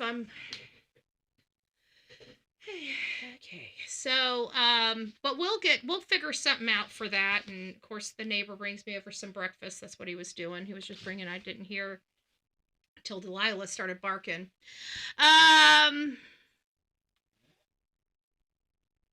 What, you want it? Hold on, let me get her a little piece so she can quit licking her chops next to me, and then we'll get moving on. I don't know what else to do, I mean, we can look at it a few different ways. No matter how we look at this, we can be pressured into giving illegals,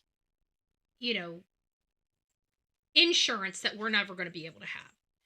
Or we can save the money and try to redo, do something with our health insurance. And I think that that's what we need to do. Obamacare, in my opinion, you guys have your own opinions, is fruitless. And that's what it has to come down to. Okay, what else do we have? If you guys didn't hear this, there was a lawsuit in Florida, of all places.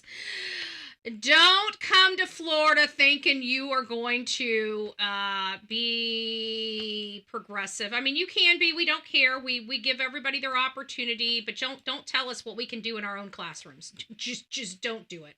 And that's what one principal did.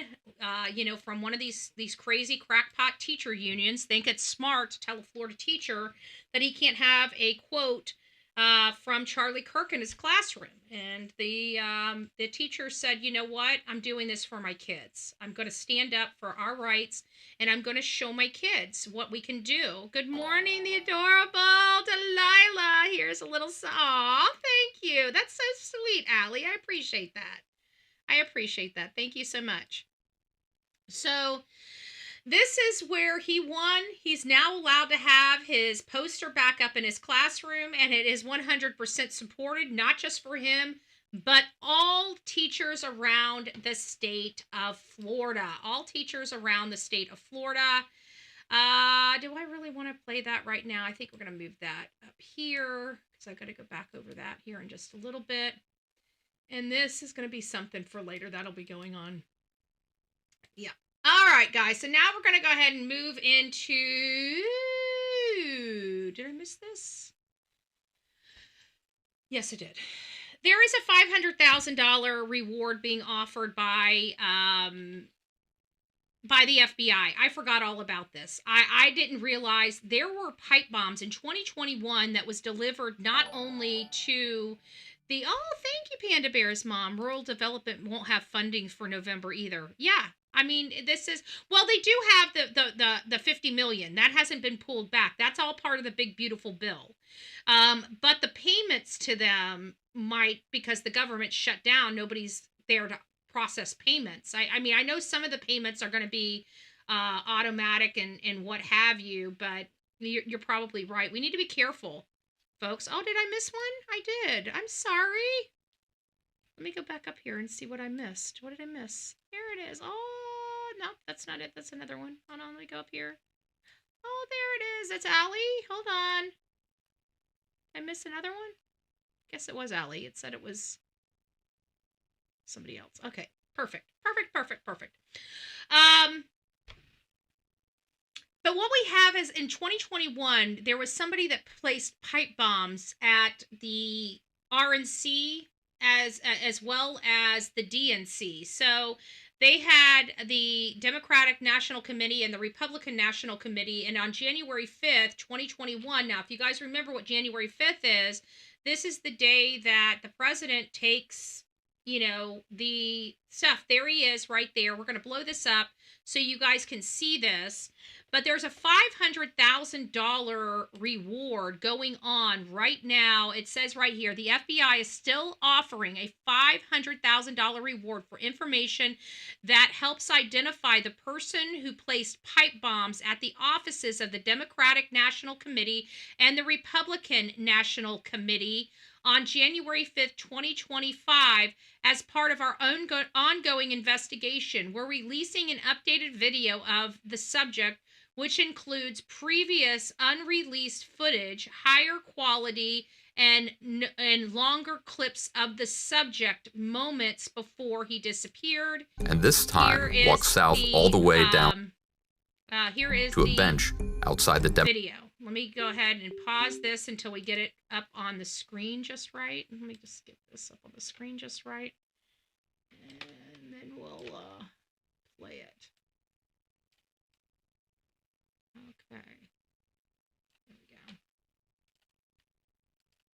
On January 5th, 2021, between 7:30 and 8:30 p.m., an unidentified individual placed pipe bombs near the offices of the Democratic National Committee and the Republican National Committee in Washington, D.C. The FBI and our partners are renewing our call for tips from the public to help us identify the suspect. A reward of up to $500,000 is available for information that leads to the arrest and conviction of the individual responsible for this attempted attack.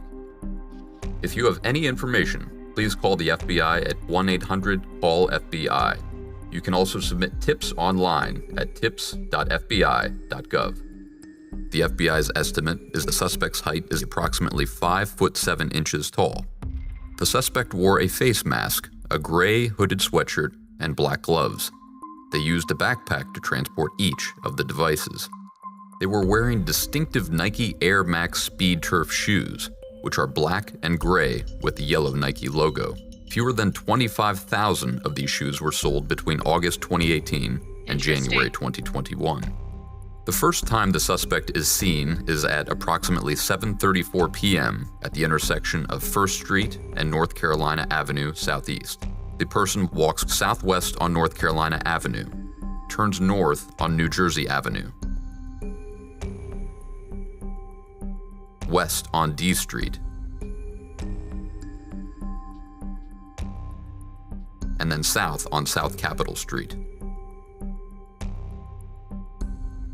This footage of the suspect on South Capitol Street shows the person setting down their backpack, which is believed to contain one of the bombs at this time. The suspect appears to put on a pair of glasses and scan the area, standing on tiptoes.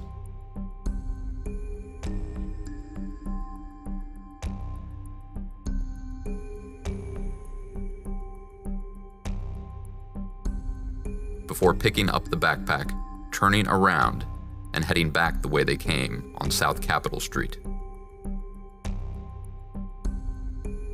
After reaching the corner of D Street, the suspect turns around again, and this time walks south all the way down South Capitol Street to a bench outside the Democratic National Committee headquarters building.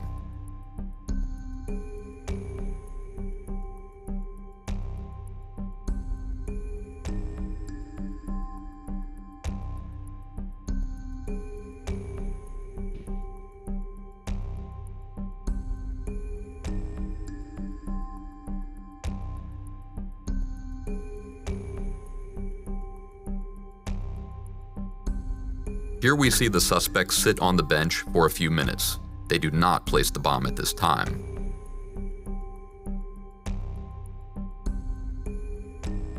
I don't know if I could walk around with a pipe bomb. The suspect then walks east on Ivy Street,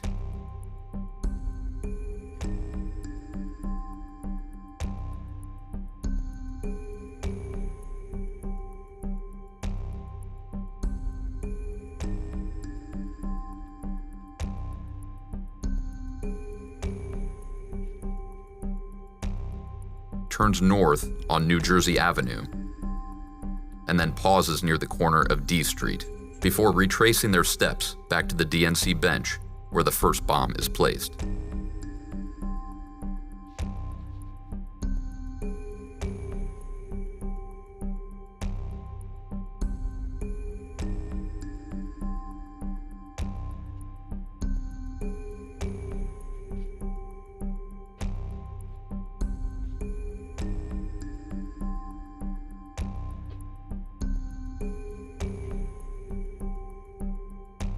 No, I mean, I'm looking at that. Call me crazy, but I'm telling you, I think it's a woman. I don't know why. It looks like a woman walking. It does to me. It looks like a woman's walking. Oh, am I on mute? No, I'm not. Okay, good. I couldn't remember if I muted myself when I was trying to eat some breakfast or not. So there you go. If you guys were around here, if you recognize the walk, I'm sure it's a dude, because it's mostly dudes that do this, and it's mostly. We'll leave it at that. I don't want to get, called horrible names because I'm stereotyping. So we'll leave my commentary alone. Only Democrats can afford those shoes. Yeah, because they're mostly on our tit, right? The people that go out and work every day are the ones that end up having to pay for those shoes, right? Somebody did this. I don't know why, but those obviously are dudes' shoes. But I'm just saying that when I keep seeing this person walking around, it looks like a dude to me. A girl to me. But it could be a transgender, militia, crackpot person that's, not okay upstairs that has a brain virus. It could be that. I don't know. All right, now we're going to get into Betty, I was thinking the same thing too in my head. The person's walking like a femme, like a female. But in all fairness, I'm just saying, it is possible that... What is the charge for killing an officer?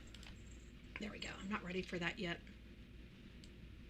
As you guys can hear, you guys probably already heard that. So let me get back here, make sure the volume's up. Okay, it is. We're not quite ready for that just yet. Let me get this moved back down so we can have, there we go, a little bit of a conversation about it. I'm hitting the wrong thing. All these weird things behind. I have so much stuff to work with now. But my concern is that if this person does resemble feminine, there are some things that could say that, because the majority of the people that would do something like this are male. So the ones that would make these pee bombs and go out and set them and stuff will most likely be a male. If we know that, and yet we're seeing kind of feminine, then it's starting to make me feel that maybe this is, at least a transgender person. Once upon a time, when we heard of pipe bombs or heard of any bomb making type materials, we always associated it with Islamic type of stuff. Okay, it's just been our experience. This doesn't make this country racist for thinking that.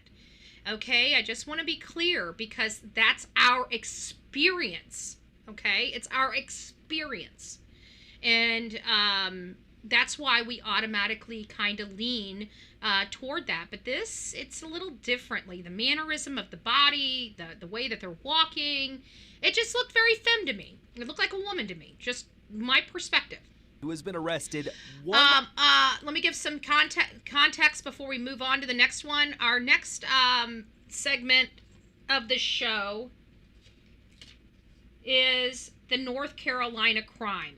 So we've been having a lot of problems ever since the Ukrainian immigrant that came over here fleeing her war-torn area for asylum gets on one of our trains in North Carolina and is killed by a black man sitting behind her. Now, I don't know why they are saying he's mentally ill, but there is something about this that makes me feel this was a hate crime. A hate crime because she was a white woman. I truly believe that. I wasn't there. There's not going to be a whole lot that's going to convince me otherwise than that. It's just something that I truly believe to be true, and I don't see that changing in me. Mom first. It's nice to see you, love. Jenny, it's nice to see you. Good morning. Good morning. I can't really tell. Yeah, maybe not. Maybe not. It looked that way to me, though. It looked that way to me. Lover Lakers. Love Lakers. It's nice to see you. Good morning. So we've been on this kick with the North Carolina crime issues, where they're letting really, really bad people wreak havoc to their law-abiding citizens in this community. It's so bad here that I think it's time to start arresting the judges. Like, the judges are now a part of the criminal organization, right? These people get in trouble. They go before a corrupt judge. The judge gives them a slap on the wrist and sends them back out to do more crime. It sounds like the system is corrupted. It sounds like the only people it helps are the criminals, because it does. So now we have a criminal conspiracy with judges in Charlotte County, North Carolina, and that's the way it needs to be looked at. There is a criminal conspiracy in Charlotte, North Carolina, where judges are now working for the thugs. The thugs do what thugs do. They go and break the law and do crime and injure people and kill people. And we want our court systems to make sure those people go to jail and get off the streets and away from us so they don't injure us. So when you have a corrupted and a bought and paid for justice system, what ends up happening is they put those people back out on the roads after committing violent crimes so they can commit more violent crimes. And then they use those violent crimes as statistics to say, hey, federal government, we need more money to help curb this violent crime that we've allowed to get out of control. So we need your federal funds for this crime problem. And we go and say, oh my gosh, let's send them a few $100 million to get their crime under control. And then the next year it's 10 times worse, and now they need twice as much money to help. So it ends up becoming a money-making scheme, a federal money-making scheme for these communities. And when it's not a federal money-making scheme for these communities, then we find out they're taking funds from things like George Soros, a disgusting oligarch that deserves to be in prison here in America. And I hope one day they put him in prison here in America. But until then, we're going to continue to show you and showcase the deplorableness of North Carolina. If you live in Charlotte, North Carolina, leave. If you live in North Carolina, move. You could be the next victim of these policies, these horrible policies. Your children could be victims of these horrible policies. Your brothers, sisters, mothers could be a victim of these horrible policies in North Carolina. I would be fleeing. I would be fleeing. This is scary. Let's keep going. We've already showcased, every single day we showcase 2 or 3 people from North Carolina every single day, folks. So far for the last 2 weeks, we have showcased the violence in North Carolina. 2 to 3 stories every single day. Hey, Justin For All, it's nice to see you, Lovebug. I hope you're doing well. Who has been arrested 111 times since August of 2023. Arrests included 55 car thefts and stealing from cars 45 times. At one point, police found multiple guns on the teen and took a phone as evidence. They say they found various Google searches on it, including, what is the charge for killing an officer? Is police murder a charge? Wow. And what is capital murder? Wow. Police say the 15-year-old was most recently released again in September. You just can't just say, we're going to let you back out to your mom or to your home if the home is broken without holding the home accountable. There's no accountability right now. Who has been arrested 111 No times. accountability. No accountability. No accountability. Interesting. But if that doesn't scare you, maybe this guy will, right? Maybe this guy will. This is pretty stinking sick that every day that I come on here, I can bring these things up every single day. So you just see it, 111 charges, a young 15-year-old kid, 111 charges since 2023. Now, mind you, it's 2025. 111 charges in less than 2 years. I want you to make that make sense. You want to know why he keeps breaking the law? Because every time he breaks the law, he gets a slap on the wrist and sit back out there to break more laws. Yeah. Well, this guy here is Ronnie Fowell. He's from Charlotte, North Carolina, who's been arrested a mind-boggling 41 previous times. Has just been arrested again for the murder of a 51-year-old man. How on earth was this man walking free? When is enough enough? So another person lost their life because this man that had 41 previous violent charges was allowed out. I mean, it seems like in North Carolina, they don't want any law-abiding citizens. They want to murder them all. Because what they keep throwing out into their society seems like they're condoning the murder of law-abiding citizens. This guy doesn't pay taxes. I don't know how this is profitable or will be futurely profitable for North Carolina when all their taxpayers are murdered by all their gangbangers that don't work and don't pay taxes. I just keep wondering how this is going to work for the future of North Carolina. I really don't. This is a problem. North Carolina's got my attention. North Carolina's got my attention, folks. Like, they got my attention. This is pretty stinking bad. Pretty stinking bad. And then, of course, North Carolina seems to only have one area, possibly two areas of concern. And it sounds like we just picked up another seat from redistricting in North Carolina. So North Carolina, and this is the problem. North Carolina, it sounds like, it just seems like it's one problem area. It sounds like the problem area is Charlotte County. So if you live in Charlotte County, I would be very careful. I would be very scared for my safety in Charlotte County. This is the case.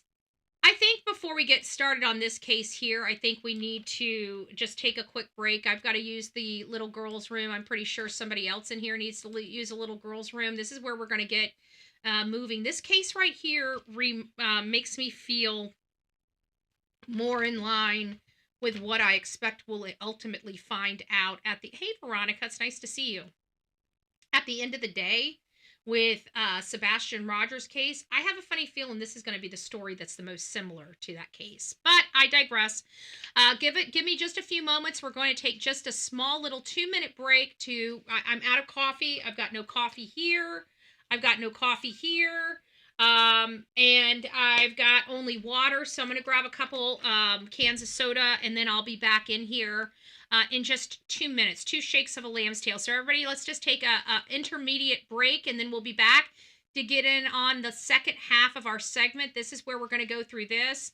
After this particular story, we have Melodee Buzzard. We're going to be going into the talking points of our show today. We've got the tea on Melodee Buzzard as well as Kada Scott. These are 2 beautiful kids. Well, one's an adult, one's a kid. They were both missing. It's kind of crazy because their timelines, in a lot of ways, in a lot of perspectives, kind of commingle together.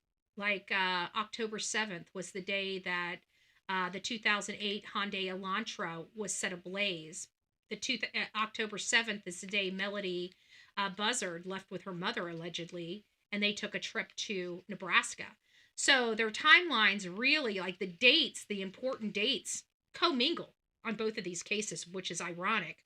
But we will be back to talk about both of those cases here in just 2 shakes of a lamb's tail. Y'all, let's take a intermediate break, and we'll be back here 2 minutes. We will be back here by 10:28.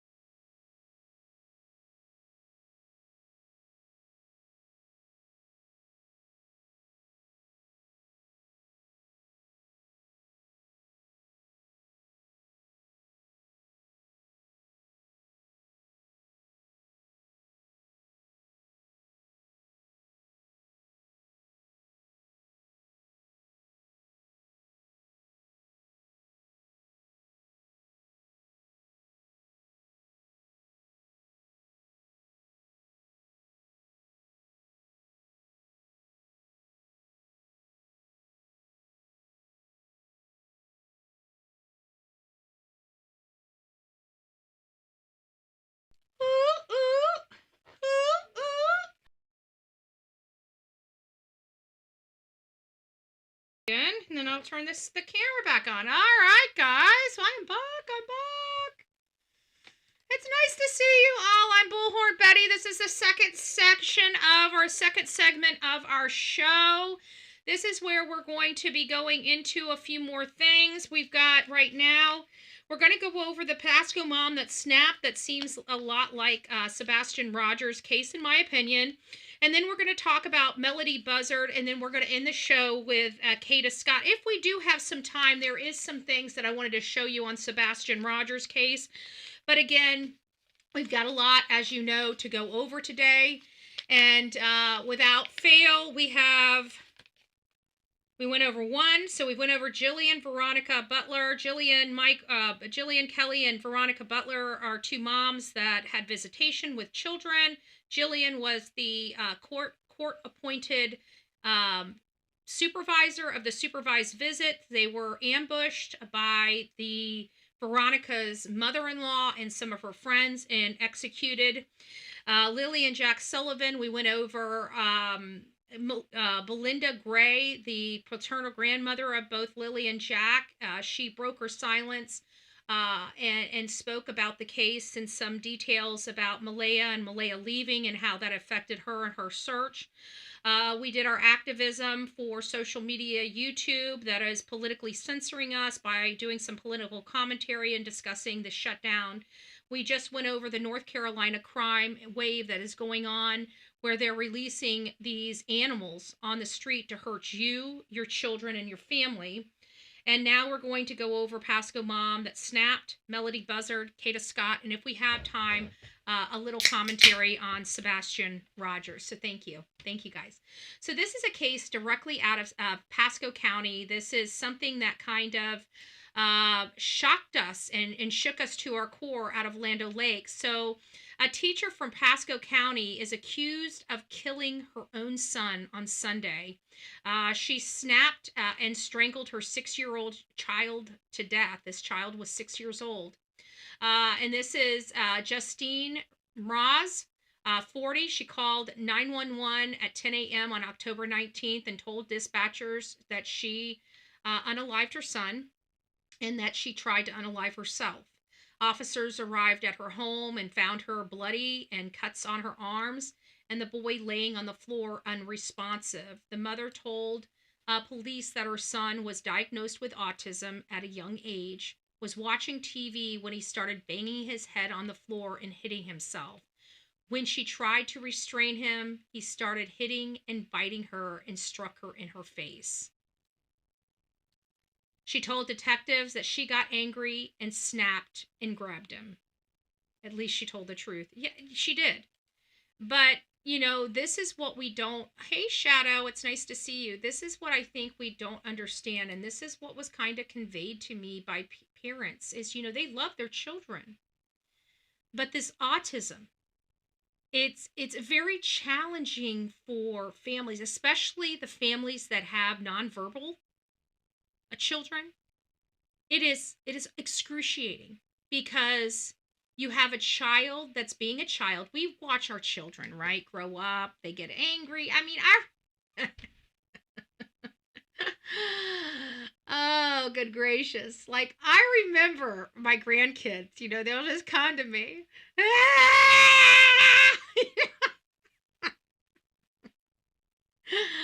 Right? They're so stinking angry, and you're finding out like what's going on? What are you crying? And her sister stole a crayon, you know, and it's the end of the flipping world. Like you're thinking that, you know, something, you know, scorch earth just happened to these kids. They're coming to you, you know, just crying. You're thinking all this horrible stuff, and you're like, what's going on, honey? What's going on? Find out Sissy took my crayon, right? I wanted to use the pink crayon. It's like, oh, good gracious. You know, if that's the worst thing that happens in your life today, you know, you're doing good. Well, the kids that are nonverbal, they can't communicate to their parents and tell them that their sister stole their pink crayon, right? So we watch it all the time. I think on a daily, we have an upset kid, right? If you've got kids under the age of 12, and good gracious, if you got them over the age of 12, they're always pissed. No matter what you do, unless you got a baby, you got a pissed off kid, okay? No matter where you go, what you do, you got yourself a pissed off kid, right? But in these nonverbal, I mean, not to make it satire, but in all fairness, in these nonverbal households, their children don't have that outlet. They don't have, they can't just throw a temper tantrum and scream and say they hate their mommy or daddy or their sister, or they can't believe somebody stole a crayon from them, right? They're handicapped. They can't express themselves, and it frustrates them. And sometimes the only outlet they have is, to be aggressive. And it's not that they're trying to be aggressive. That's the only form of communication they have. And we don't understand that. And it's really, really sad because some parents have to endure so much. We actually watched it going over Sebastian's case because I was ignorant to autism. I didn't even know there was degrees of autism. I didn't know the degrees were wildly different from one case to the next. They were just, it was wildly different. So long story short is we watch children abuse their parents unintentionally, but it's abuse. I mean, we watched it on here where a big old boy grabbed his mom by the hair and was slinging her all over the kitchen. And we were like, oh my gosh, is he going to hurt her? Is he going to hurt? And she's just calmly saying, it's okay. It's okay. Just trying to calm him down, and it broke our hearts, right? And we finally saw what some parents have to live with when they're caring for their autistic children, and they do it with love, right? They take the bruises. This is their job. They're parents, and they love their children, and this is their path. And the parents from these autistic children, like Mr. and Mrs. E, they're just the sweetest. They're the sweetest damn people in the world. Okay, they're the kindest, most generous, calm, because they have to be, right? Their whole entire life when they had an autistic child changed.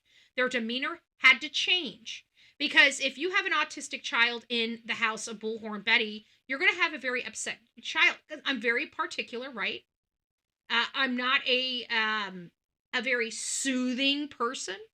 I see me as a soothing person. Like, I love I take care of my my parents, but I even that I'm not a very and it might be because I didn't have my own children, right? It might be as simple as that, but I'm not as nurturing, in my opinion, as say somebody that has an autistic child that is super, super nurturing, because I've never had that experience. I've never had to have that experience. So unless you're living the life and you have to be trained like that, you live your own life, you get to, like, I don't like people telling me what to do. When you have an autistic child, you no longer have your own choice, right? I mean, parents have to change their whole lives to raise their children, and they do it because they love them. I don't see how anybody can. I know, exactly. Even with all the stuff that we go through, you don't understand how they can hurt a child. And then here it is, a not only a mother, but a teacher, a woman that has to be patient in her classroom, and she loses her crap with her own 6-year-old child. All she had to do was prevent him. Like, if it got to the point where you were ready to snap, she could have just walked out the door and let her child, do whatever. Sometimes children get hurt having an episode. You can ride on a bike, be completely fine, fall off a bike, skin your knee, okay? Sometimes children, as much as you don't want to, but sometimes you may have to leave the situation and allow your child to get hurt because you can't take it anymore and you just need to leave to, I don't know. I don't know what the answer is. But I kind of believe that this is kind of what happened inside of Sebastian's house. But we have ignorant people running the case of Sebastian Wayne Drake Rogers. It's like a Barney Fife reboot. In my opinion, I don't like it. But at the end of the day, this lady snapped. She unalived her child. During an interview with detectives, she revealed that she had purchased razor blades just 2 days prior and attempted suicide on Saturday before picking her son up from his father's house that afternoon.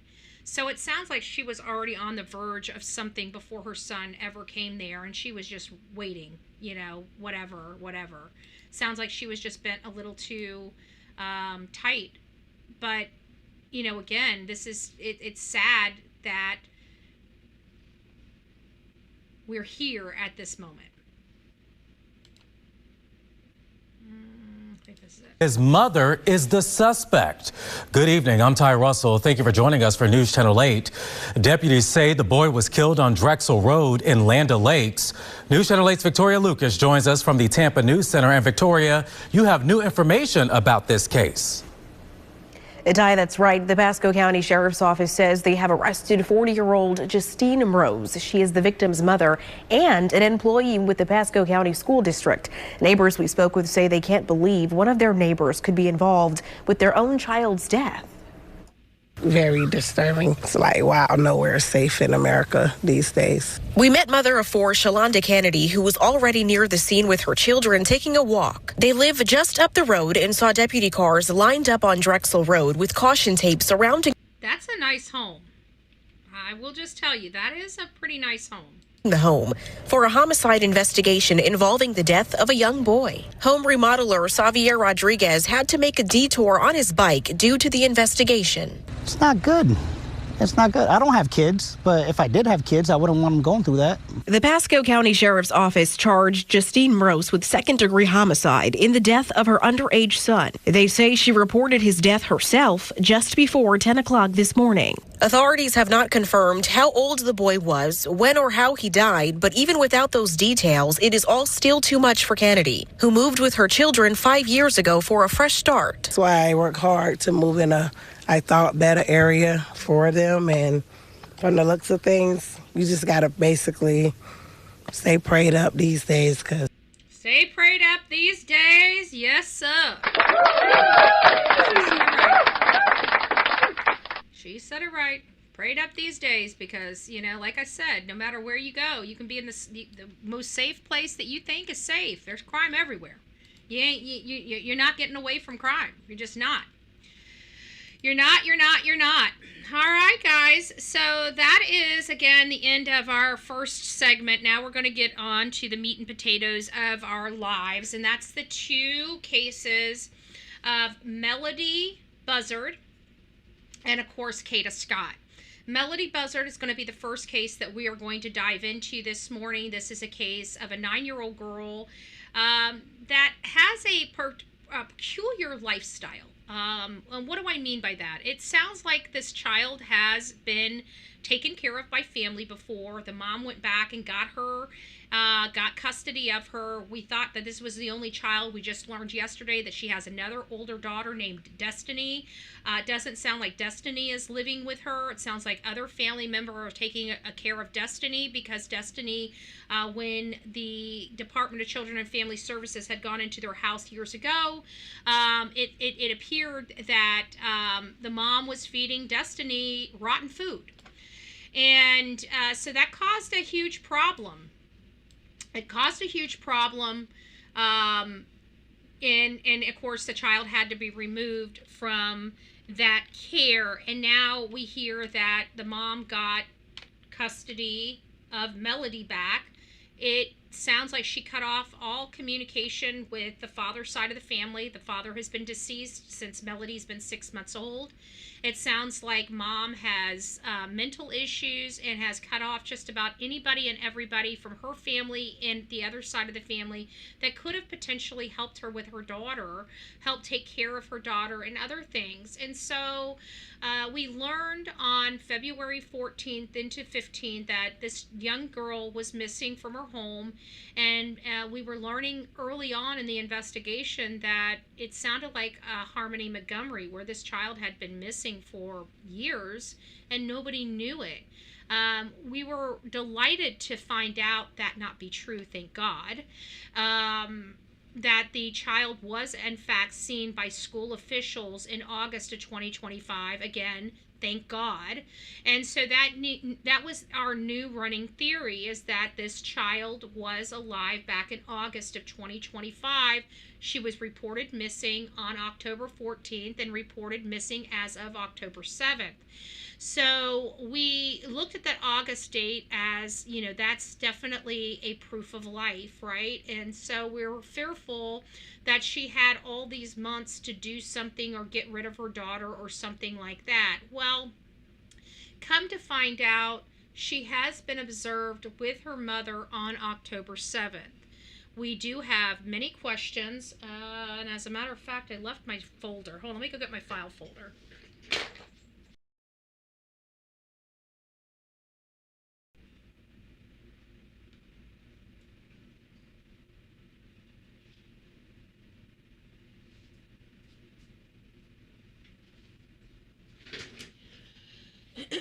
Okay.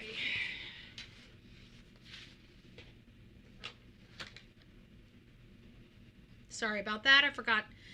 So, we found out that October 7th she was with her mother, but they didn't state what kind of condition she was in. And the reason why we now have to ask that question is because of Stephen Stearns. Because we were also told in Stephen Stearns' case, or Madeline Soto's case rather, that she had been observed in the car with Stephen Stearns. What we found out later is they did observe her in the Stephen Stearns case. However, she was deceased. We did not know that. Why is my thing? Oh, it must be the floor. Okay, so I'll have to adjust that. And so now we have to ask, was she deceased or alive when she was seen? Now, she's a homeschooled child, which we didn't quite understand what prompted or triggered this wellness check. What we learned about what triggered, this would have never have happened if it wasn't for the school. The mom didn't report this child missing. There was no family or friends to report this child missing because she cut everybody out of her life. And the only people available to report this child missing was her and the school. But this child was homeschooled. And I don't know what homeschooling, because I don't have children in the homeschool program. I don't know what it looks like. I don't know what the rules are. And so I have to trust that there are some policies and procedures to make sure kids are happy and healthy in this homeschooling program, because at the end of the day, it's the responsibility of our government to know where our children are that are that need education. And so what we had learned is that this triggered a protocol because she missed assignments. She missed assignments and she was not showing up for activities with her other classmates. And so part of that is that they call the house, they email the parent, they start doing, sending a truancy officer over to knock on the door to find out where the child is, to find out what's going on. And none of these things were producing any results. Mind you, the mother was living inside that house. You can't tell. It looks like the house is abandoned even though she lives inside of it. So my questions that I do have is, when was her last assignments completed, and how much contact or attempted contact did the school make prior to initiating the call for the wellness check from law enforcement? The reason why I'm trying to figure this out, because I believe something happened to this child inside that home which prevented her, like she was injured or deceased, leading up to her not having her assignments completed. She wasn't completing the assignments. And I feel like after the schools started realizing she's not there, started reaching out to the mom didn't have any answers. They were probably trying to put eyes on this child. She couldn't produce the child because something happened to the child. And then she probably started getting the knocks at the door, and she knew it was only going to be a matter of time before they started coming over with the police. And so she took off October 7th with this child and disposed of this child. That's why I'm asking, if this child was alive, breathing, and living at this moment, that will be a huge weight off my shoulder. Then I've got some parts of my theory inaccurate. But there had to have been a triggering factor. The way my brain works is my brain is telling me there had to have been a triggering factor that forced her to get a rental car. She has no vehicle. She's complaining about money. She's being sued by all the credit card companies, so she's not paying her credit card bills. How is she making her ends meet? You know, we do know the father is deceased. We know she had a child 6 months old. I'm fairly confident that she's getting some type of government assistance just for those factors alone. If nothing more, just Social Security payments for the death of the father and raising a child. There are Social Security benefits without being on welfare that a child can get in a situation like this. So I do believe there is some type of money going into her household, but she can't pay her credit cards, and she had to rent a car because she has no car. She hasn't had a car in a really long time. I'm sure she probably still has credit cards or a bank card. I mean, they have to, the government has to deposit your account somewhere. You could probably have an EBD card too, or a government debit card that comes along with that as well, that she could have rented a car with. Typically what they do is that if you have a credit card or a debit card, they just increase your deposit to put down on the car in order to use those types of cards. That may be, or cards, that may be what is going on. Who was friends with Ashlee? What did she do for money? Does she do drugs? What were the neighbors thinking happened? These are all the questions. So I'm reaching out to you guys. If you guys have any information, please send that to bullhornbetty@gmail.com. bullhornbetty@gmail.com. I would like to get the information. When was the last time the neighbors saw the girl outside playing? Other questions that I have related to this, but let's go over the timeline. As I told you guys yesterday, I did reach out to the public information officer. Her name's Raquel Zick, and I had sent an email basically outlining these questions. I knew that there wasn't going to be a whole lot she was going to answer for me, and she didn't. She referred me over to a link to have my questions pretty much, answered, so to speak. So that's where we are, and part of that was this timeline that they had prepared, and this is pretty interesting. I don't know if you guys have seen this. We're going to go over some of the stuff in that on that page that she referred me to, and this is the Santa Barbara County Sheriff's Office. They do have updates that they're putting out. Who rented the car? Those are good questions. Let me write that down. I don't know who rented the car. Let me get my Word document up.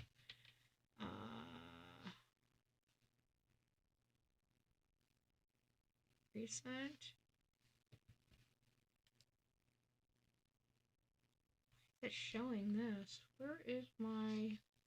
I may have to go. Hold on a second.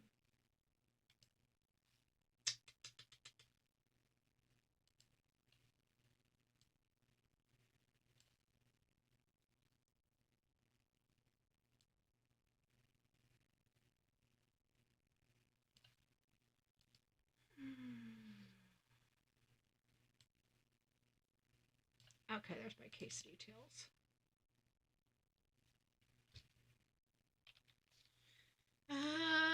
Who rented the car? Let's go over here and say who rented the car.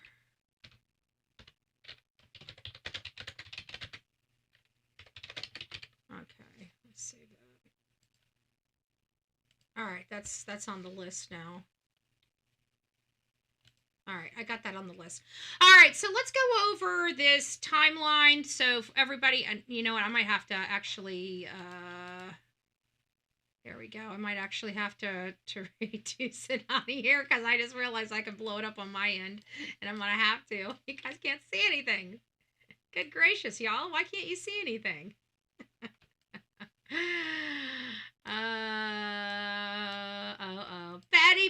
Betty, quit playing with us. Okay, I'll quit playing with you. Let me make it bigger than this because I'm probably gonna open it up bigger so I can read it for you guys. Okay, so we got it large enough here, and it says, and this is the problem, 2023. That photo that we're seeing, that we're passing around of little Melodee Buzzard is over 2 years old. Okay, that's the last photo that anybody has of this child. Her mother has not taken photos of her. the school. Apparently the school hasn't taken photos of her. I don't know why, but it sounds like. So August 2025, this was the start of the school year. Lompoc Unified School District verified sighting. So this has been verified. She was absolutely 100% seen August, and it was before the school year. She was being signed up for the at-home schooling. The at-home schooling, yes. Where is Melodee? Oh, yes, thank you, B. Betty. There's a Facebook group right there. If you guys would like to be a part of it, please do. Any information you see or hear about this case, please drop it in that discussion group, because that is the best way that we can get. I check that almost every day to see if there's any new information that we can talk about. If you guys have any perspectives, please send that to me by email, bullhornbetty@gmail.com. So what we're learning is on October 2nd, or excuse me, 7th, rather, October 7th, this is a verified sighting of Melodee and Ashlee beginning of a road trip to Nebraska, where Ashlee returned to Lompoc without Melodee. So now that I see it like this, coming from the area that law enforcement told me to go to get this information, now that I see it's a verified sighting, you know who I believe seen this? And I believe I've answered my question. I believe she was alive. I believe Melodee was alive on October 7th. You know where she was alive at and who saw her? I think it was the rental company. I think when she came in to get the car, right? Melodee was alive. Melodee was with her mother getting the rental car. I think that's the verified sighting, now that I see it in this timeline like this. Do I know that to be true? No, I do not. I have no factual information that's going to state that that's what happened. It could have been the Uber driver that picked them up to take them to the rental car. We don't know where this happened. We don't know how she got to the rental car company. We don't know if this is like Enterprise, where they drop the car off to her at her house. We don't know. But it sounds like somebody verified seeing this young girl, Ashlee Buzzard, on October 7th. And there are few activities that her mother did on October 7th. And one of those activities is going to a rental car store. So it is my opinion, not a fact, that I believe the third party that saw her child was the rental car place. And it sounds like they got into the car and they took off on a trip. Melodee went with her mother, somewhere. And according to everything that law enforcement has been able to track by her phone and by this car, this rental car, is that she went to potentially Nebraska. So October 14th was when she allegedly returned home, and this was when the welfare check was requested by the school board. So something happened where the school noticed that her assignments weren't complete. The mom didn't call her child in as absent to the school district and then took off for a week, and this triggered a whole bunch of concern from the school.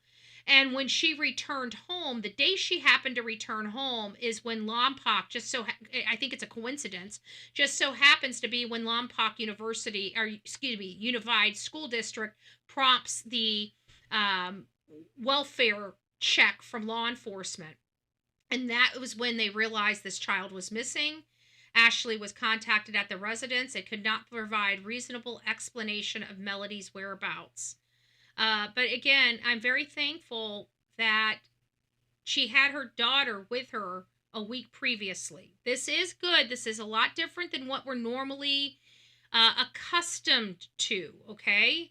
But it doesn't mean we're out of the woodwork, because the mom is not telling where her daughter is, and it sounds like her daughter is either deceased or with somebody else. Who would she trust with her daughter? On October 15th, 2025, detectives served a search warrant. Melodee is not located. Ashlee remains uncooperative. 3 days later, on October 18th, That's 4 days. Excuse me. Yeah, 4 days after she's returned without Melodee. So Melodee was observed on the 7th. A week later, nobody knows where she is. Another 4 days later, FBI joins the investigation.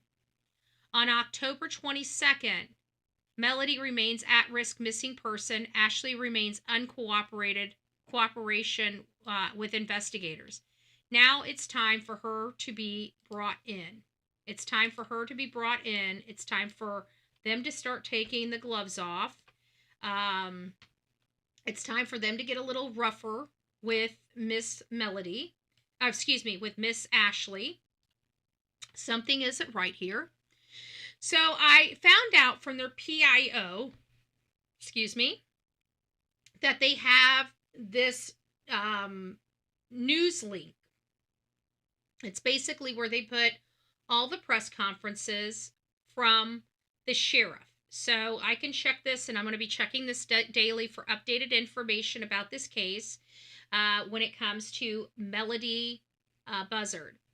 Melodee Buzzard, again, 9 years old. Let me just read kind of my intro statement to each and every one of you. So if you're coming in here or learning about this case for the first time, you will kind of understand this. So on or about October 14th, there was a welfare check and a missing person report received for Melodee Buzzard, a 9-year-old girl out of Santa Barbara County, California.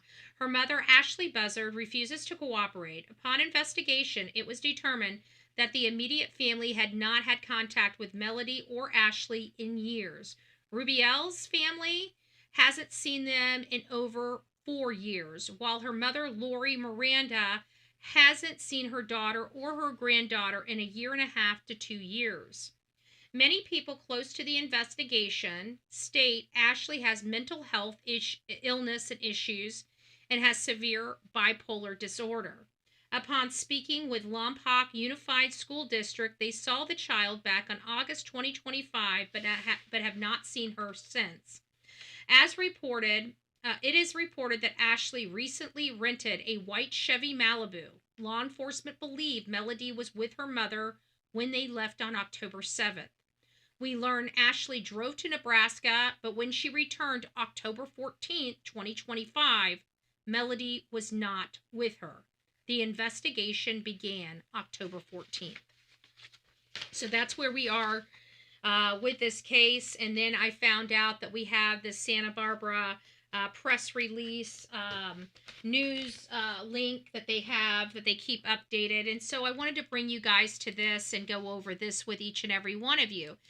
Detectives continue to search for missing child Melodee Buzzard. This came out just yesterday. This is the update from the Sheriff's Department. As you can see, that's just what we went over, the timeline that they have prepared so far. And this is what they have said that we can release to our public. Santa Barbara County Sheriff's detectives continue to seek the public's help in locating 9-year-old Melodee Buzzard, who remains missing and is considered at risk due to her age and the length of her absence. Detectives began their investigation on October 14, 2025, when a school administrator reported Melodee's extended absence. Detectives attempted to contact Melodee and her mother, Ashlee Buzzard, at their residence at the 500 block of Mars Avenue in Lompoc. But Melodee was not home, and there was no verifiable explanation for her whereabouts. Through their ongoing investigation, detectives have found evidence that Melodee was with her mother as recently as October 7th. Investigators have also determined that Ashlee may have traveled with Melodee anywhere between Lompoc and the state of Nebraska. At this stage, Ashlee remains uncooperative and has not provided any information about Melodee's current location or welfare.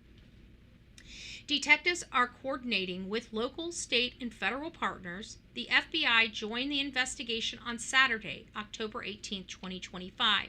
Searches have already begun conducted at the family's residence and surrounding area, and detectives continue to follow every credible lead.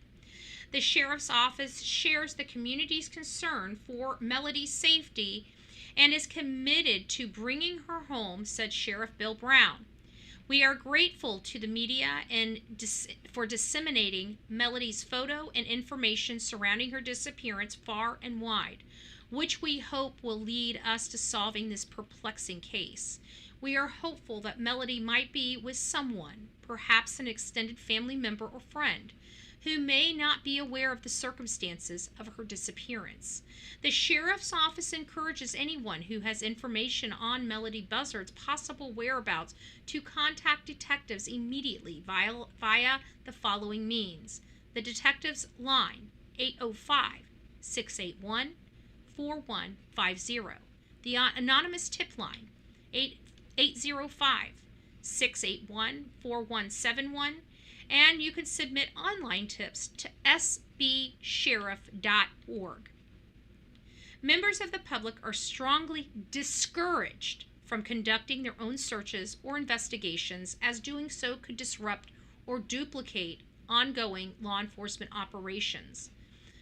The most effective way to help is by sharing factual information directly with detectives. So if you have any information, please reach out to those numbers above and let them know. The most verifiable photo, Melodee is approximately 2 years old. She is 9 years old. She's a 9-year-old female, approximately 4'6" and 60 pounds, with brown hair, brown eyes. Investigators note that her appearance may have changed since the time the photo was taken. Detectives will continue to provide updates as information becomes available that will not compromise the investigation. The Sheriff's Office is providing a timeline of this case to demonstrate the progress and timeline of events in this search, which we had already gone over.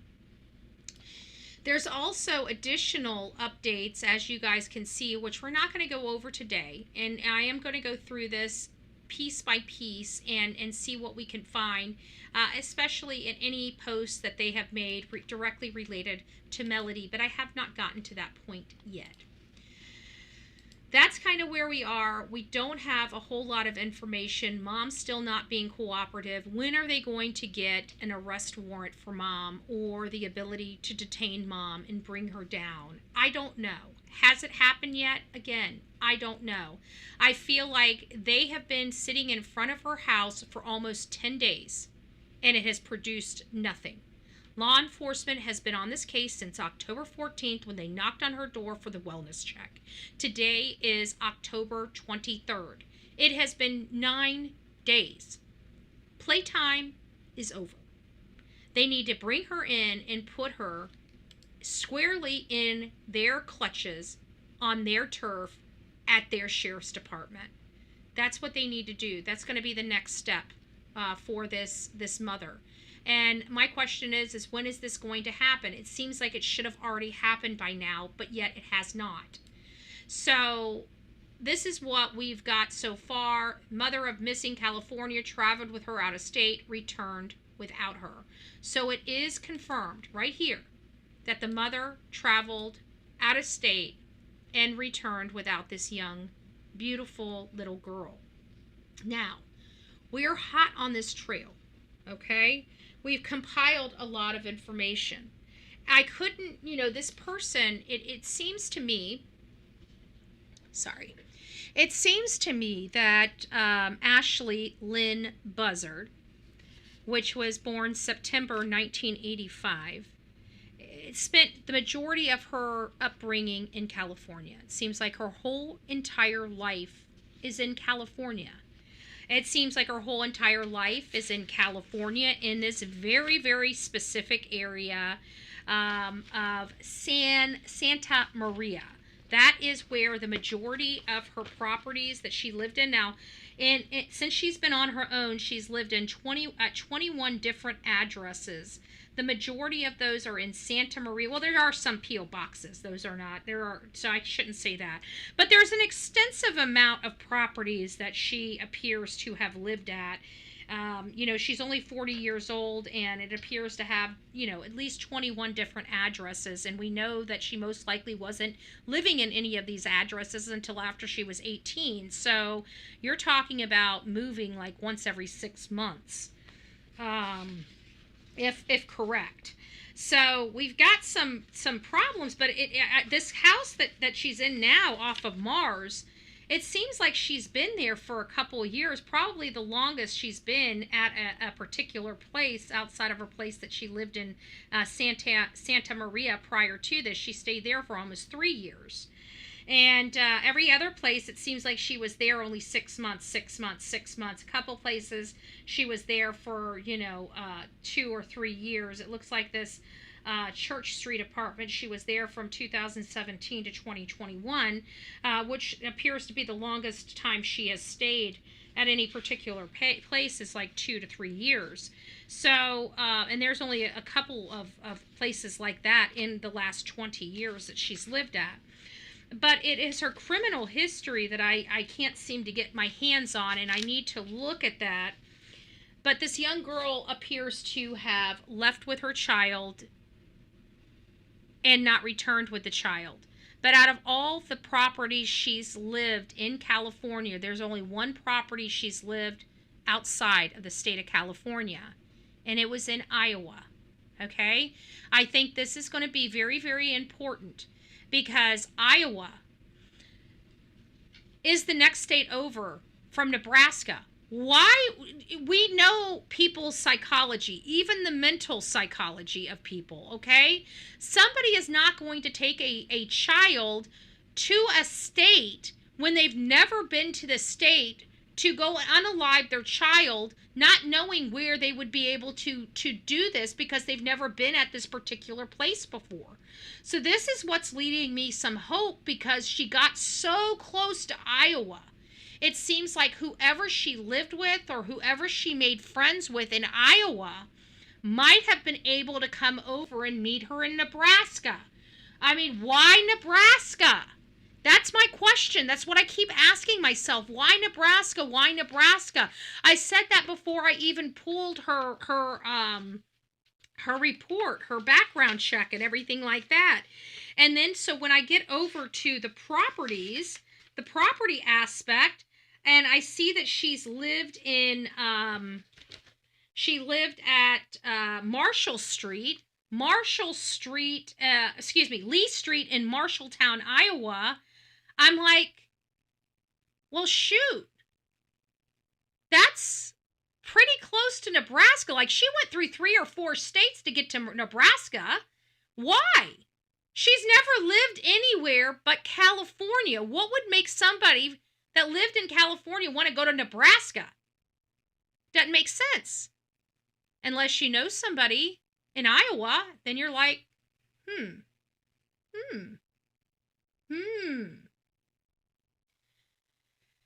So as you guys can see, when we started out this, I'm talking about how I think this young girl is deceased. And then now we're ending it. I'm saying, well, it's a possibility that she's alive, right? That's where I'm at. Like, there's a piece of me that believes this mother did something crazy to this child. And there's another piece of me that believes that she went and dropped her off with a friend that nobody knows about because nobody was part of her life in Nebraska. Nobody knew about her life in Nebraska. Doesn't even sound like her own family would know what her life was in Nebraska. So I'm not Nebraska, Iowa. But what did she live? Let's see how long she lived. Hold on, let me pull this out and see how long she lived in Iowa. Give me just a second.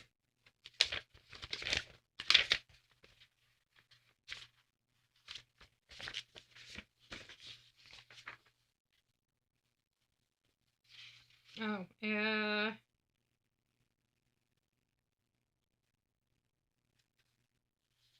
it doesn't give me a date.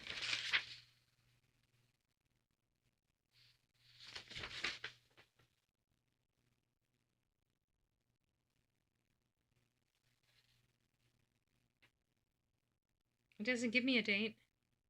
Some of these don't have dates on them. But she's been in trouble. I wonder, what's Marshalltown? Let me look at some things here. Hold on a second.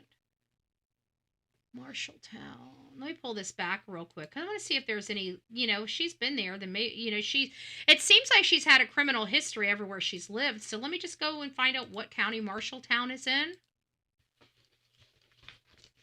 Give me a second. Let me get this over here so I got some room to I'm running out of room here. Okay, let's put that there.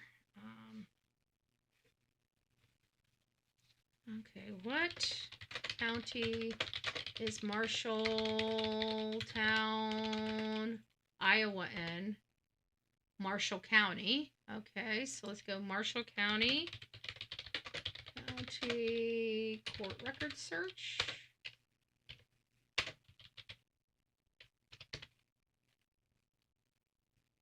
That's Indiana. Marshall County, Iowa.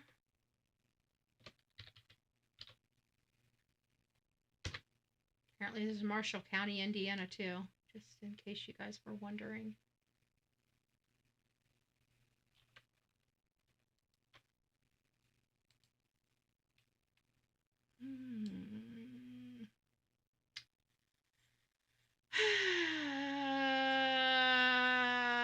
It doesn't look like they have public searches. I wish these people, this is public information. I get so sick. This is public information. You know, it's so blessed irritating that you can't look up court records in 2025. Everything should be automated. You know, the only people that want this stuff, you call down there and speak to somebody so they can charge you because they don't want to automate this stuff. It's just ridiculous. All right, well, I'll end up having to call down here and find out what the hell's going on because, once again, Iowa, such a disappointment. Such a disappointment. Such a disappointment. So we don't know when she lived there. I can't tell you when she lived there. I don't know when she lived there, but it sounds like she lived there. Severe bipolar can cause some people to become violent. Oh, I'm sure. Like, and that's why I'm kind of middle of the road with this, where I think that something happened because it sounds like the schools were concerned prior to her disappearing. It's what it sounds like to me, you know? And so that's where my problem is. And I want to know when's the last time she completed an assignment. Like how quickly did they call the wellness check-in? I guess is the question. How quickly did they call the wellness check-in? So mom's still not cooperating, but I'm still kind of like I'll be honest with you. When parents act like this, it doesn't bode with the child being okay. Okay. So naturally in the back of my mind, I'm kind of already expecting this child to be deceased. Okay. I know that that's not right. And people are going to be like, Betty, how can you, because I do this enough that I try to prepare myself for the worst case scenario, because 90% of the time to 95% of the time, we do deal with the worst case scenario. And so I'm always looking at that angle that the person, the victim, is going to be deceased. You know, typically when you have a situation like this, it doesn't turn out good. When you have a mom that didn't even report her own child missing, it's not good. It is not going to turn out good, period. All right. So I'm preparing myself for this. The only thing that's giving me one little glimmer of hope that this child's alive, one glimmer of hope, one and only one, is the fact that this mother lived in Iowa. And that is the next state over from Nebraska. And if she lived in Iowa at one point in time, she may have visited Nebraska. Okay? This may have been what brought her to the place that she chooses. Now, if she chooses to drive her child out of the state and then commit homicide, you know, I want to look at that as well. But it seems to me that she was going somewhere that felt more comfortable than where she was. And the only place that was kind of an odd duck in her whole history was her time that she spent in Iowa. When was that? And what was the purpose of her being in Iowa back in those days? Was she going to college? You know what? She's a 40-year-old woman. So it's not like we're dealing with she's only 6 years younger than me. Okay, we're not dealing with a little 20-something-year-old. Okay, she had her daughter later in life. So she was, what, 33, 34 when she had her daughter? This day and age, I mean, most people are having children at 18, sometimes before 18. But, you know, by 20 years old, they already got a couple kids. So her having her second daughter at 33, 34, you know, you would think that she's an adult. I think more parents should become parents at 30. I mean, I think that's a great age for, you went through your 20s, you have a little life experience. You usually, by 30, have a little bit of money in the bank, nest egg, you're already building up a retirement portfolio. You know, it's just, to me, it's a great age to have children. But in this case, it seems like she went bananas. I don't know what to say about this little girl, but she could be literally anywhere. She could be in California, Nevada, Utah, Colorado, Wyoming, or Nebraska. And if you guys are wondering why I listed off all 6 of those states, is because those are the states that are in her path of travel to get her to Nebraska. And I know that we here on social media have just about somebody in every single state. So if you go to your map and you put Mars Avenue, Lompoc, California, and you put Lee Street, Marshalltown, Iowa, she stopped in Nebraska, okay? She stopped in Nebraska somewhere. We don't know where in Nebraska she started or stopped, but we know she went to Nebraska. Was it to dump evidence? Was it to go to that pond she felt peace at? Did she go out there to do the unthinkable with her daughter? Did she take her daughter to a park and just drop her daughter off? You know, at this point, if her daughter was left out in the middle of the woods unattended, her daughter could be in bad shape. Or did she call somebody in Iowa? Or did she go to somebody's house in Nebraska that knew somebody, her friends in Iowa? Did she call in a favor to people that were far, far away that nobody would have thought about? She has an address in Iowa. I find Nebraska pretty interesting of a state to be going to when your whole history is in California, except one oddball address in Iowa. Anyways, I'm still waiting for some people to send me some information to my email about your perspective on this case. Do you think Melodee is alive? Do you think she's deceased? Let me know your thoughts. Tell me why. Tell me why. Do you have information? Do you have information? Are you reading articles? If you're reading articles and it's making you go, put that on our Facebook group. We have a Facebook group right now designated for Melodee Buzzard. It says, "Where is Melodee Buzzard?" And her name is spelled Melodee, Melodee, not with a Y, with 2 E's. And her last name is Buzzard, just like the bird, Buzzard. And she's 9 years old. She's been missing. The worst part about it is we have no recent photo of her. I can't imagine that her face has changed very much. And the reason why I say that is because I think she has the same face as her mom. And if her mom's face hasn't changed that much, I don't think her face is going to change that much. I hope she's alive, but it doesn't sound good. That's where I'm at. Hey, Mike, it's nice to see you. I think I got a couple emails I still need to respond to you on. It's like every time I keep coming across and then I start reading up to get back to where I'm at, and then I forget to respond to you. There it is right there. Thank you so much. So if you guys would like to go there, sub up. If you guys see anything, please let me know about that. I'm praying she handed her off. That's what I'm hoping for, because if there was nothing out there and there was no connection to Iowa, then I would think that she took her somewhere to offer. But since there is a connection, since she has a connection, there's no ifs, ands, or buts about it. She has a connection to Nebraska, to Iowa, and that's the only thing that gives me hope, because why Nebraska? Why Nebraska? And if she was, and we don't know where, because, law enforcement hasn't told us. What if it's all the way to the border of Iowa? You know, if anybody knows anything about this lady, reach out to me. bullhornbetty@gmail.com, bullhornbetty@gmail.com. I will be honest with you, I did reach out to her. I reached out to her by email. She did not respond back to me. I don't know if it's an email that she monitors or not, but I was very sweet to her. I just want to know, you know, what is truly going on here. Like, I'll read you my email that I sent to her.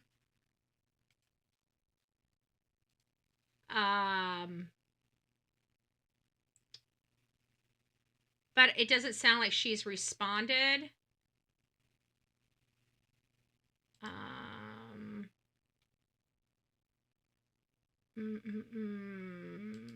looking again, and no, she did not respond. And here it is, Ashlee Buzzard. It says, "Dear Ashlee, my name is blank, and I'm an independent journalist, and I've been following Melodee's story with a heavy heart. I can only imagine how difficult this is for you.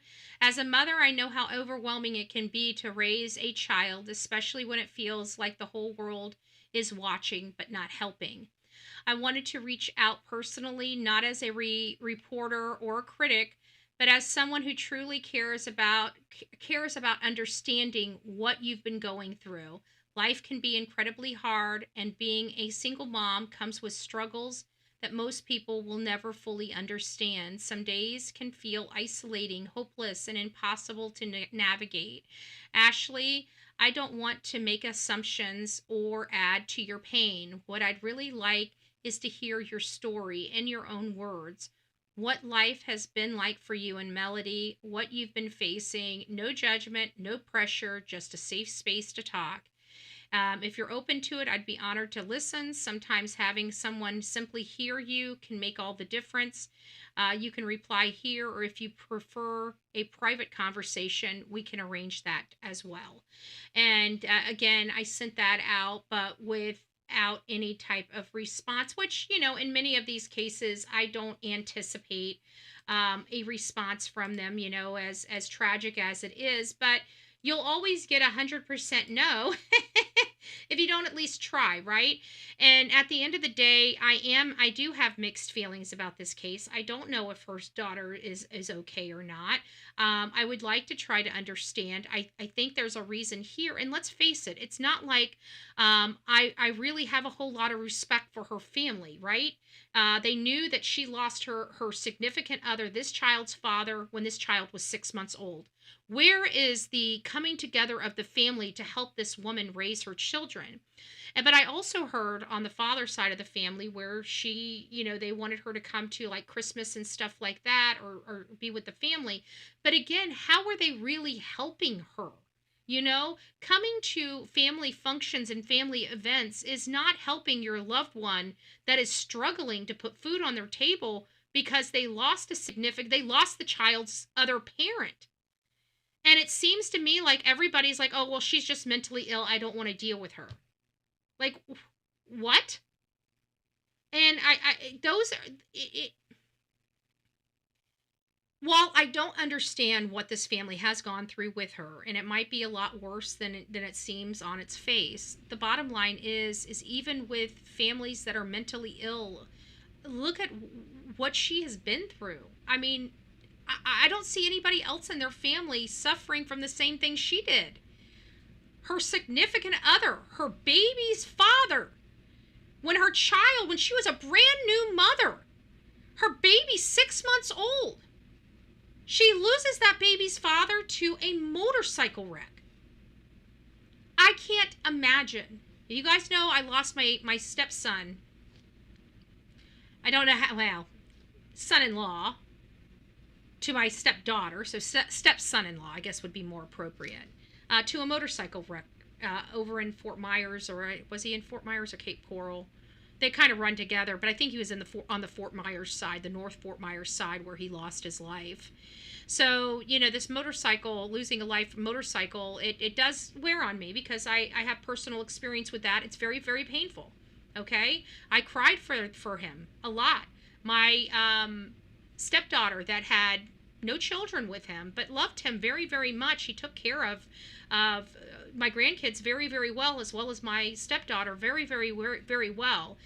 He loved his. He went from being a single guy to being a young man with four, with a girl and four little ones. And he was so good and so sweet and so ginger with the grandkids. It was truly a loss for our family whenever he lost his life. And so I understand that. I understand, even though my grandchildren were not his children, I know how much my stepdaughter relied on him, relied on his friendship, relied on his support. She had 3 girls all by herself because their father was a piece of crap, right? And she struggled. And not only that, after she lost her significant other, her mother died. It was very, very hard for her there for a while. Or her mother died and then her significant other. I can't remember which way. I know they died very close together, like a year apart. It was very hard for my stepdaughter to go through it. But now she's very stable, but you rely on that. And this was his daughter and he's gone. And then her family turns their back on him. She goes up there, and walks in, and they said that she was there like 5 or 10 minutes, and she just said, I can't do this anymore. Grabbed her child and walked out and never came back again. I can identify with that, I can kind of identify with that. And it's not being sympathetic or empathetic, it's just understanding, been there, done that. Not to the same degree, but I can identify those feelings very much. So I'm just trying to make heads or tails of what's going on, and I'm still on the fence. Her daughter could be dead and her daughter could be alive. We don't know. We just need to find her. So if anybody's in any of those states, this goes into the Midwest. This is Utah. This is Wyoming. This is Colorado. This child literally could be anywhere. Did you see their faces? Let me put the faces back up. Do I have a picture of her? That face right there. If you guys seen her, if you've seen her mother, call it in. If you've seen a white Chevy Malibu with these folks in it that were acting strange, or just the mother in it, call it in. Look at your video. If you're on the drive path from Lompoc to Nebraska, check your footage. You never know. If you're at a convenience store, check your footage. If you're watching Bullhorn Betty when you're supposed to be stocking them shelves, well, check your freaking videos. You never know. We're looking from the 7th through the 14th, the 7th through the 14th, the 7th through the 14th. Maybe we need to start reaching out to people. Maybe we need to start getting in and looking at the maps and start reaching out to the corporations and companies on the path. Somebody had to have seen something. I know that they have to have some ideas of where she's at. Anyways, guys, that's really all I have for Melodee. We do have some information for her, but not a whole lot. And the bottom line is that I really do believe she has some people in Iowa that nobody knows about or have forgotten about. And they need to be reaching out. What did she live in Iowa? Where did she live in Iowa? Who were her friends when she lived in Iowa? Those are the people we need to find out. Does she have family in Iowa? Distant relatives in Iowa. People that people forgot. I just don't believe that this woman took off with her child, right? And nobody knows. Like, she made no phone calls to anybody. If she didn't, if she reached out to no third parties, then we've got a big problem. Okay? I have to think that she had a cell phone, she had a car, she had a way to communicate with somebody. Even in a trafficking type of situation, or, people, we've heard about it, people getting a hold of people online and wheeling and dealing for, child. We don't know, but something. All right, guys, we're back out on the case of Kada Scott. Kada Scott, 23-year-old, beautiful pageant contestant and a Miss America hopeful. Her name's Kada Scott from Philadelphia, Pennsylvania.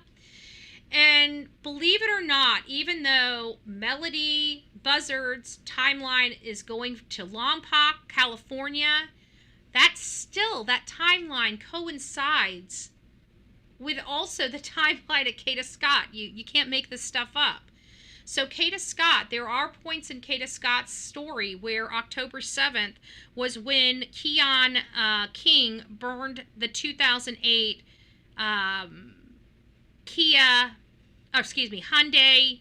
black Hyundai vehicle. And as we know, this is the same day that Melodee and her mother left the state of California. The 14th is when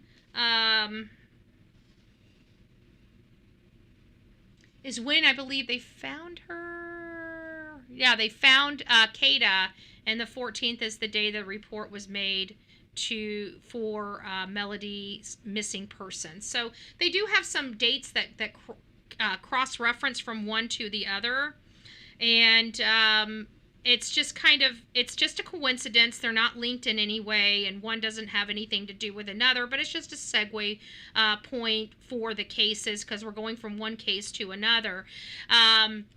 We did find out a little more information than we once did. It sounded like Keon as well as Kada knew each other. And there were some text messages between the two of them that said, "Are you going to kidnap me like you did before?" So it sounds to me like there was a prior relationship between them. They hooked up, it sounds like. It sounds like that they've been in a relationship of sorts. That's the only way I can describe it. We're going to get through into some of this stuff here just shortly. And, obviously he stole a vehicle on October 3rd. And Kada was, the timeline, guys, it's freaky. It sounded like they were going to rendezvous. It sounded like they were going to rendezvous. It sounded like she wanted to go out and kick it with him. Something happened. He either wanted to do something with her out in the parking lot and she said no, she just wanted to kick it and he just attacked her. But something happened. It does, based on what I'm seeing here now, it does sound like she did go inside her work, which has always been my question. And from the way it looks, it does seem like she willingly walked out of her work. There is that. So let's just get on with this and start getting through some of the stuff that we have up here for you guys today. I'll be messing with my background just a little bit. Just bear with me. It's just, I want to make sure that you guys can read everything. This is coming from Legacy. I've been watching Legacy on X for a really long time. Her and I agree sometimes we don't. We get in our little spats ourselves, talking about cases and all that. But at the end of the day, Legacy really is all about the information, and really it does truly want the truth. And we can always respect that. So Legacy, been following her for years. If you guys haven't, please consider following Legacy. It says, breaking, heartbreaking, and shocking new details have emerged from the affidavit in the murder case of Kada Scott. The truth behind what happened is even more disturbing than anyone imagined. Police say phone data, video revealed suspects' movements. Authorities say digital evidence, including cell phone data and surveillance footage, outlines the detailed timeline of Keon King's alleged actions leading up to and following the disappearance of Kada Scott. A review of Scott's cell phone showed that October 2nd, a number believed belonging to Keon King texted Kada and said, "Yo, Kada, this is my new number." According to the records, Keon King's alleged criminal activity began just before midnight on October 3rd. Listen to this. According to court records, Keon King's alleged criminal activity began the night before midnight on October 3rd when he stole a Hyundai Accent that had been left unattended and running by a food delivery worker at the 6600 block of Sprague Street, I think is what the pronunciation of it. Investigators say Keon King then used that stolen vehicle to meet with Kada Scott the following night. Charging documents revealed that the two had planned to meet. Remember, this is where I said she sounds young, she's new to her work, she may have left to go hang out with friends, and may have met with foul play after she left work. That was a theory of mine. One of, I think, 4 theories that we discussed in that very first live about Kada Scott missing. And now we're finding out that they planned on meeting. She planned on going and clocking into work, walking out of work while she was supposed to be working, and hanging out with friends. This was an oddball assessment that I made on the fly because, in all fairness, I've done something similar to that once before myself. So naturally, because of my experience, it was at top of mind, and we talked about it. It sounds like there might be some truth to that. So the charging documents revealed the two had planned to meet, with their final text reading, "Call me when you're here. Call me when you're here." So they knew they were going to meet that night at her work. There were also calls exchanged that began 9:25 p.m. and continued until 10:12. Now, what is so important about this time right here, why this is so significant? It is because we found out from her mother that she went on a date with another guy that night, and she had returned home before going to work, and she returned home about this time. So I have to think that this guy knew she went on a date with another man to that pro golf, whatever establishment that they went. We never heard the name of the guy that took her on a date, probably for good reason. Social media. That button would have quit being so damn sticky, right? But let's get back to this. So they're saying that there was a call exchange. There were calls back and forth through 9:25 to 9:12. So they're planning on meeting, folks. Okay? They know each other. They're planning on meeting. Now we're starting to hear. You guys now understand why they're talking about domestic violence? According to the court documents, this is the same period police say Kada was arriving for work at Chestnut Hill Assisted Living Facility. A few minutes later, at 10:15, now remember her clock-in time. What was her clock-in time, folks? Her clock-in time at work was what? 10. Okay? She left her home. Her mother saw her leaving her home from her date. She had a date.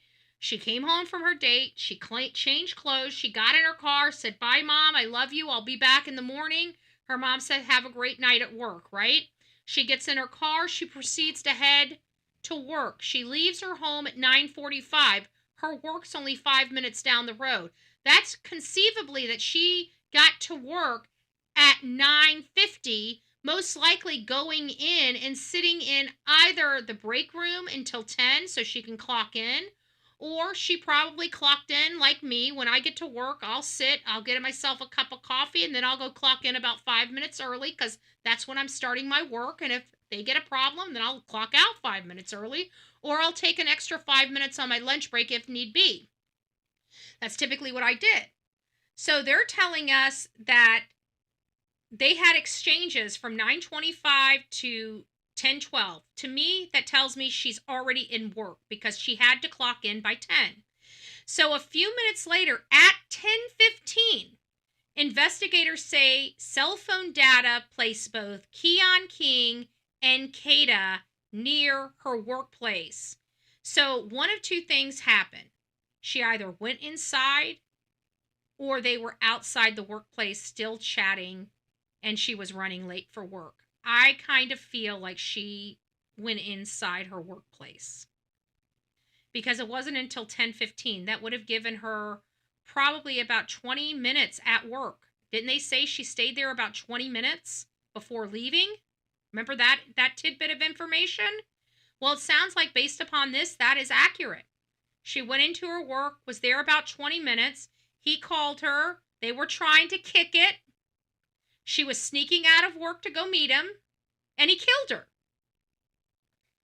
So a few minutes, this is how quickly all this happened, folks. So he's wanting to kick it with her. This is not how you get a good relationship going. Just saying. Well, he's never going to have another relationship unless it's with his bunkie. Just saying. Enjoy that, Keon. Life's about to change for you real quick. So let's just read this all together. There was a call exchange that began between 9:25 and continued to 10:12, according to the court documents. This same period, police say Kada is arriving at work at Chestnut Hill Assisted Living Facility.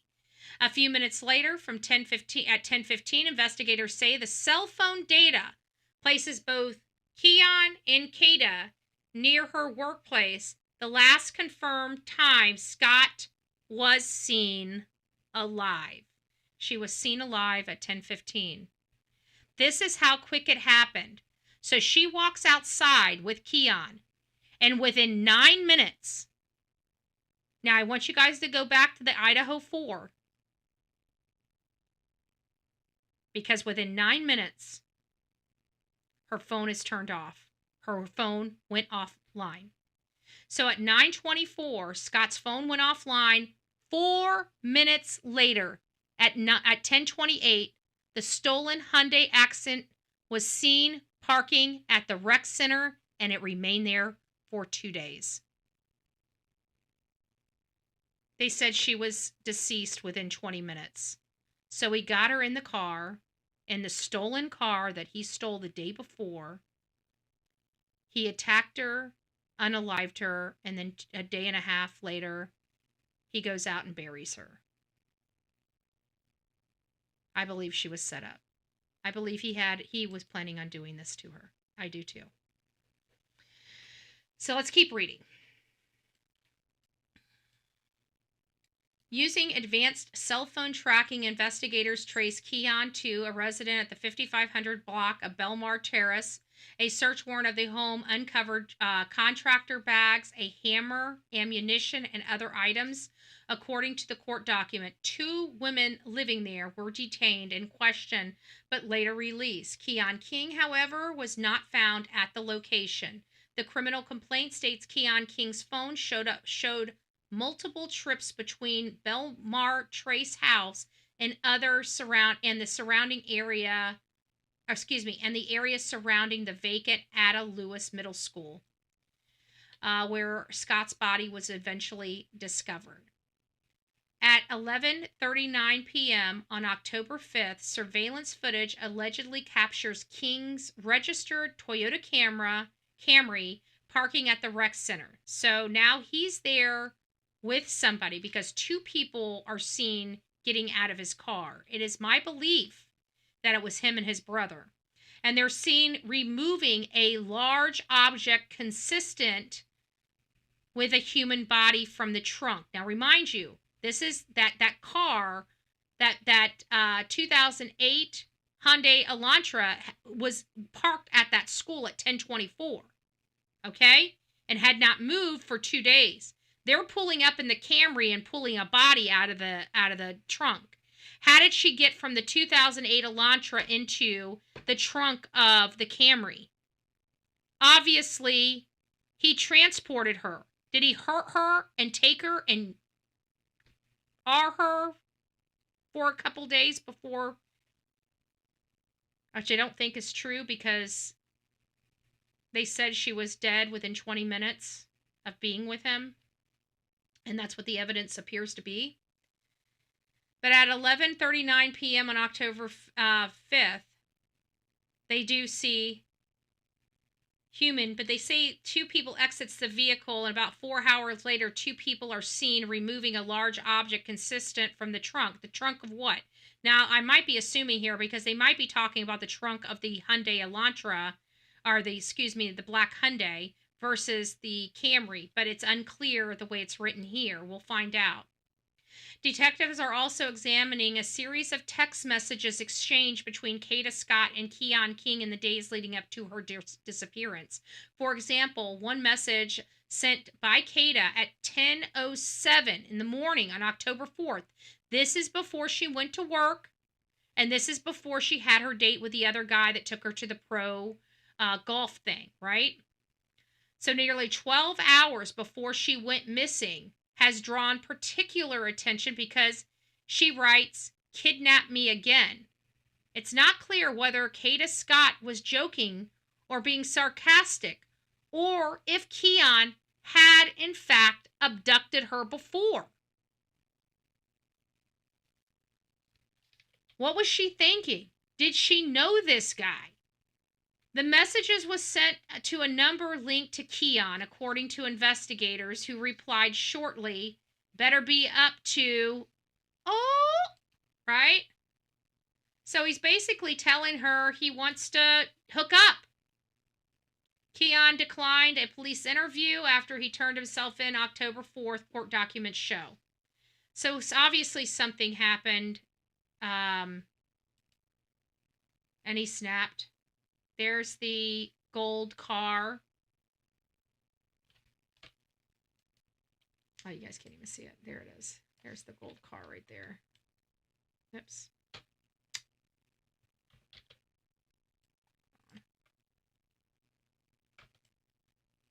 There it is, with all the damage all over it. There it is. So, obviously there are a lot of questions that many people have. This has not helped with this case at all. This makes it more perplexing, but it does give us some insight into why law enforcement has been talking about domestic violence. It sounds like they truly were in some type of relationship. And, I truly believe she might have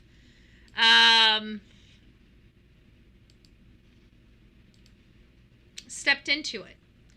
So the point that we've all been waiting for, the murder charges, the homicide charges against Keon, when are they coming? They're here. Okay, folks? It is here. There are homicide charges right now. Scott Kada's death ruled a homicides. Officials approved murder charges. So now everything is over. Okay? Keon's lies, his house of cards, have officially crumbled. He is going to be responsible for this young lady's death. There are going to be multiple people brought in for this young lady's death, and I truly believe his brother is going to be one of them. We will see, or he's going to get a plea deal and be a state's witness. I don't know. I don't see how the brother, unless he was forced to do it, is going to be able to walk away unscathed from this. Here in a shallow grave behind this abandoned middle school is where Philadelphia police have recovered the human remains, believed to be those of 23-year-old Kada Scott.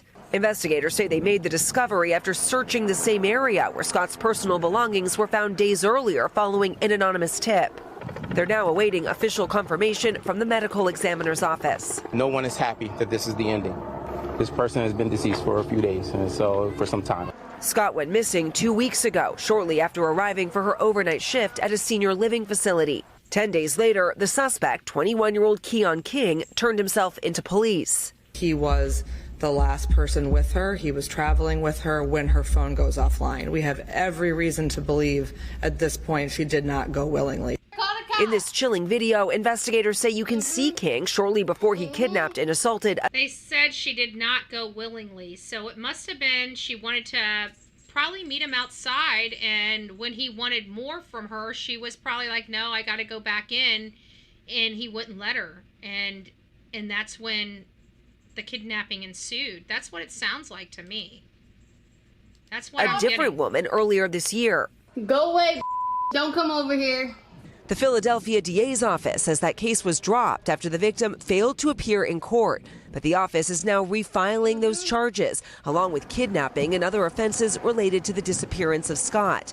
Her father saying she was creative, loved fashion, and participating in beauty pageants. I would also ask you to continue to pray for Ms. Scott's family.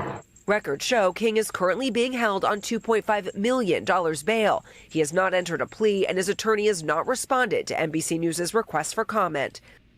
I will tell you this. Let me get back here to this. He should never have been out. He had already kidnapped a woman, arred her, beat her up, whatever he did to her. I don't know if he arred her, but I know he assaulted her. I don't know what type of assault. It seems like it was sexual in nature of some sort. It sounds like he kept her I misunderstood whether it was hours or days before he released her, and then she ultimately called the police, had him thrown in jail, and they let him out on bail. He got out on bail just like that. And so she was scared. She was scared, and now you understand why. He was capable of anything, and they didn't protect the first victims.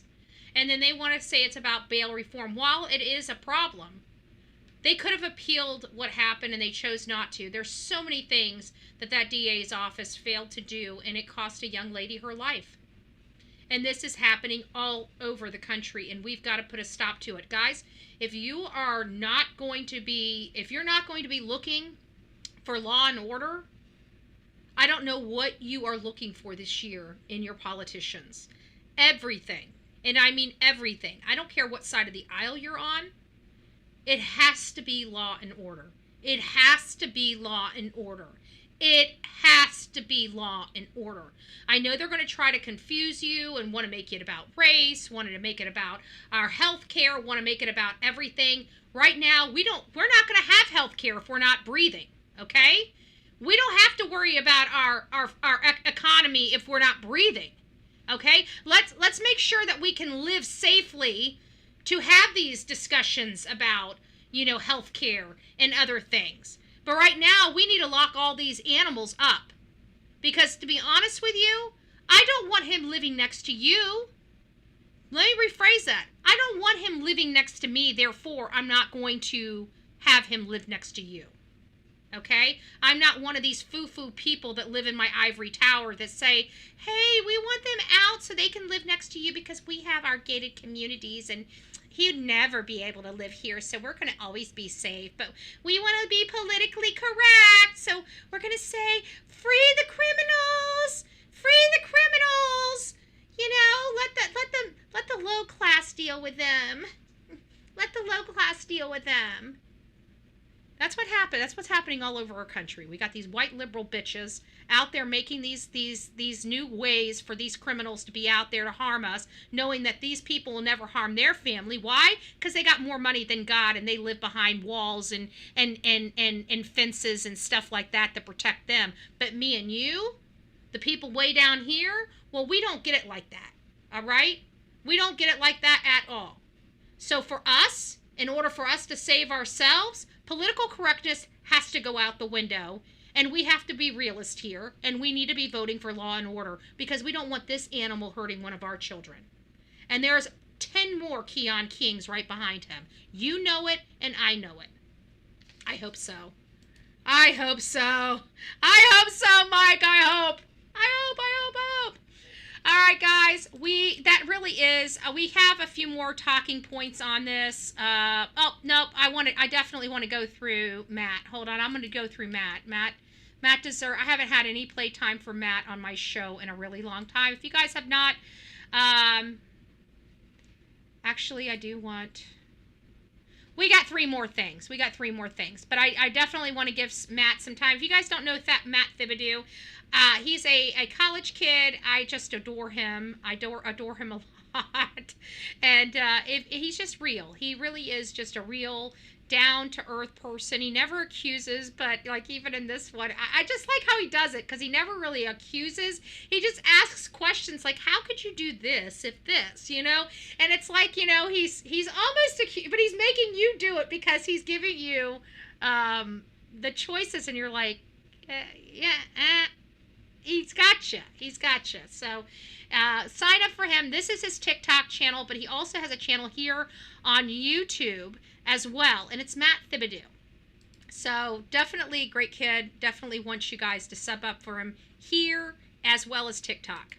To authorities on October 14th, 2025, his friend Gabby right here has had her name tied to this case. Not only did Gabby know Keon and claim that they were friends, but he was also Gabby's pharmacist, if you know what I mean. And in the weeks prior to Kada's disappearance, Gabby told one of her best friends that Keon had asked her about Kada, knowing that Kada lived behind her and knowing that she was friends with Kada's younger sister at one point. Now, Gabby claims that she has not been in Pennsylvania. She's been in Maryland for school. She said that as soon as she found out that Kada was missing, she called Keon, and she said, "Keon, Kada's missing," and I guess that he just hung up, the phone disconnected or something. But she didn't think anything of it because she didn't think that her friend would be capable of doing any harm to someone else, which is interesting given the charges that he was facing earlier this year, but maybe she didn't know about any of that. And also, you're just told that a young woman is missing and your first instinct is to call Keon. Why would that be if you didn't suspect him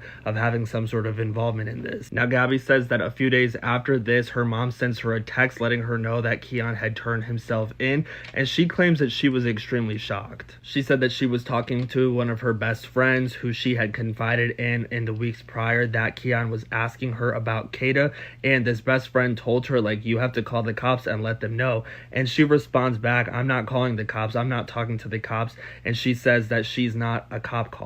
She said that that's just how she was raised, but that he's going to go in here. I'm going to let it go after this. That's also interesting to me too, because in the thread of messages that Gabby shares between her and her mom is actually referring to a time when she called the police herself when Gabby had been previously arrested. So there you go. Okay, so this whole thing about I don't call cops is hocus pocus. But he does imply there might be more here, and this young lady may have more information, which she might. So go over to Matt's. I know you're going to want to finish this video, and the only way you're going to be able to finish this video is going over there and going to his TikTok, which is right there, and watching this video. But he does make valid points here, and I don't really like this chick. You know, I was listening to it. I found her story deceptive.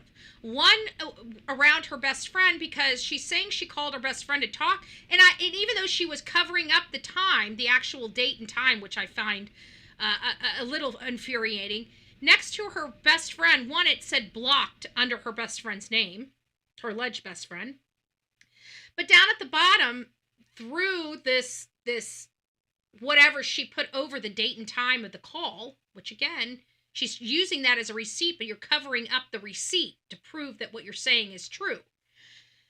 It said canceled call.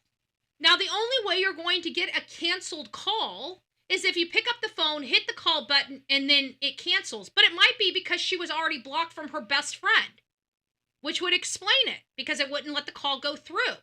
But it was a canceled call. It said it right there, plain as day, canceled call. So it wasn't a call that went through. That means it wouldn't have been a call that she spoke to her best friend on. It was just really weird. So I find some deception, and unless I misunderstood what I was looking at, which it could be possible because she was blocking all the information that she was trying to prove with what she was showing. But does she have more involvement? Does she know more? How did she not know Keon was arrested for abducting another woman, and not really thinking that he could possibly have anything to do with Kada? And that's what Matt basically says. But go over there, check out Matt's information, and then I wanted to get to these last two talking points. Here we go. I think it's this one. And then we'll discuss new charges. So thank you, Brenda. Thank you. I appreciate that. So let's go ahead and get to these charges that King is facing, including robbery and abuse of a corpse. Our Steve Keeley is live tonight. There's for that us. abuse And of a Steve, corpse charge I've been waiting for. We know that Kada and King were texting with each other. Let's listen to what they have to say. Well, legal filings in the case reveal the evidence that police obtained to make their case for murder against Keon King, and also show how he tried to cover it up and got help after.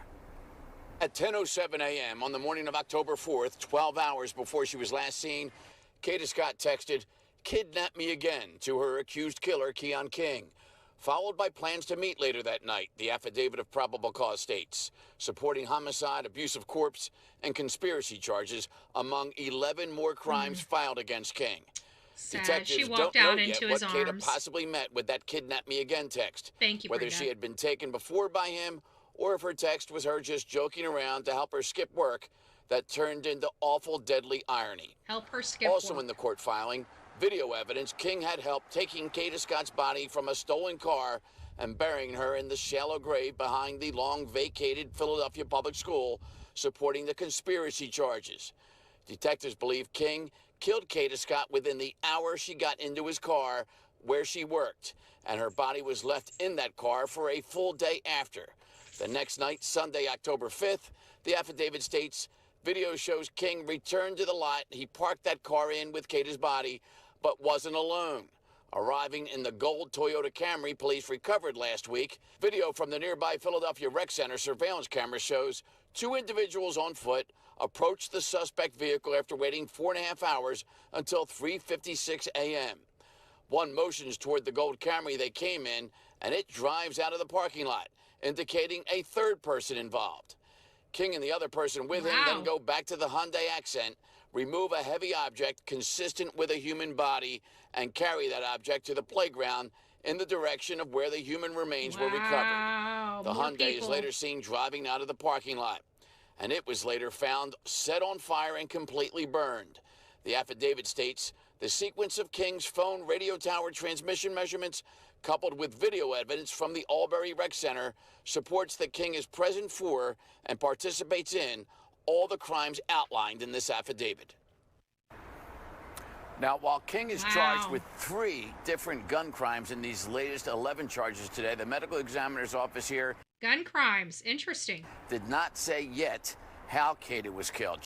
Oh my gosh, did he shoot her? Like, we're getting ready. We're getting ready to, like, you know, because the other girl was strangled. Did he shoot her? They have gun charges on him, folks. Ay, poor baby. Poor baby. Let's keep listening. Just for now, ruling her death a homicide.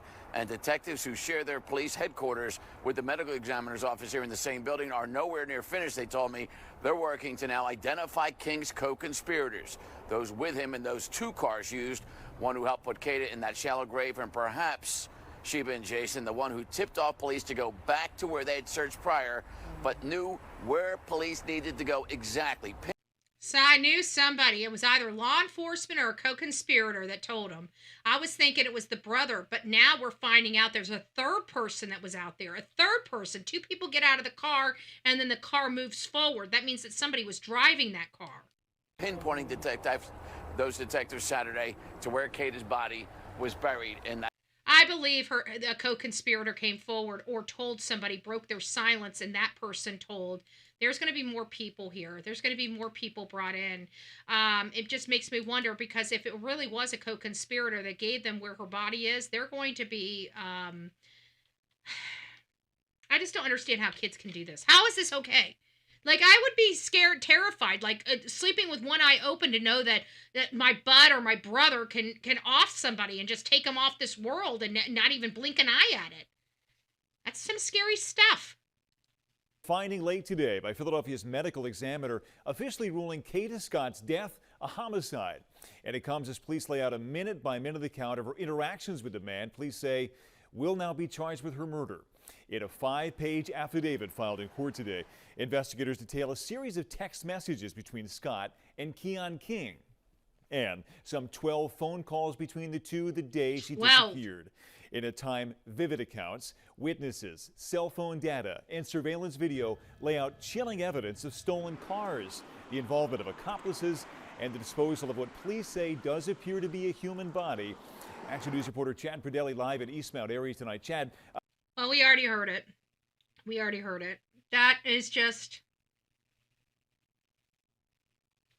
you know, it's crazy. Here, I'm gonna speak. It is ridiculously crazy to me because we came up, like the first show that we did, we came up with several theories. Hoax, somebody at work, her leaving work and going to, willingly leaving work and meeting with foul play after she willingly left work. As we have gone through this whole thing, that theory of her leaving work and meeting with foul play after she snuck out of work was the lowest man on the totem pole for me. After we went through the case and I thought maybe that could have been a possibility. And then then we started hearing about Keon, and then we're like, okay, well, where should you meet him? And then it sounds like that he's calling a friend to get her number. And it's like, okay, well, they must not have known each other, being stolen. And now we're hearing something a little different. It sounds like they did know each other. It sounds like they had relationships in the past and that she was getting all giddy, thinking of him coming up to her work and her sneaking out of work. She did this, in all fairness, not victim blaming, but it appears she willingly left work to go meet this guy and sneak off with him.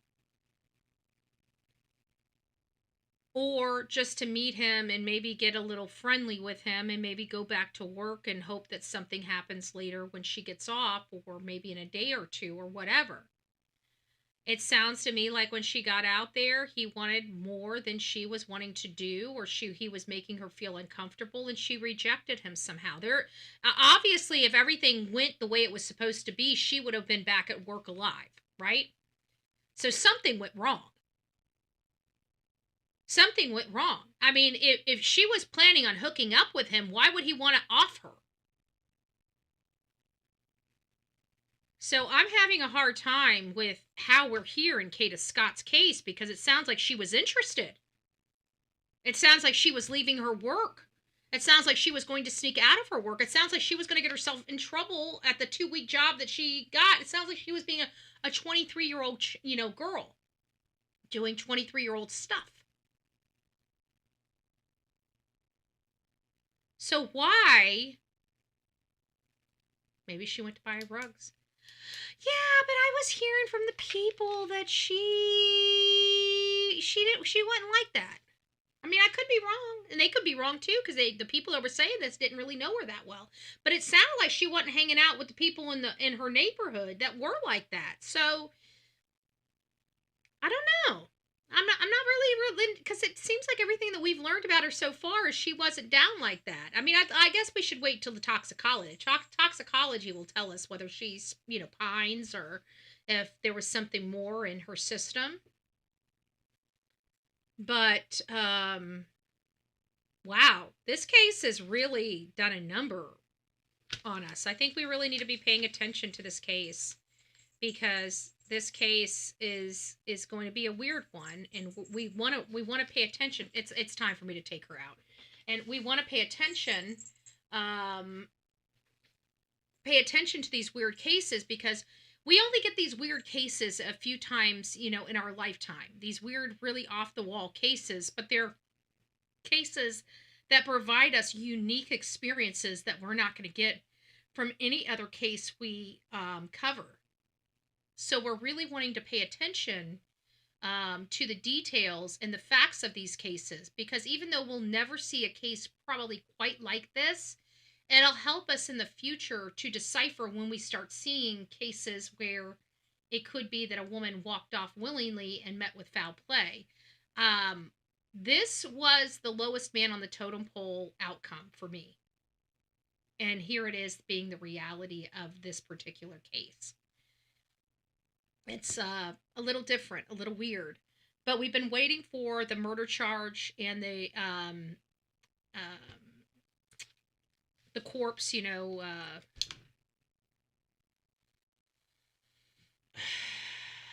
can't remember the word.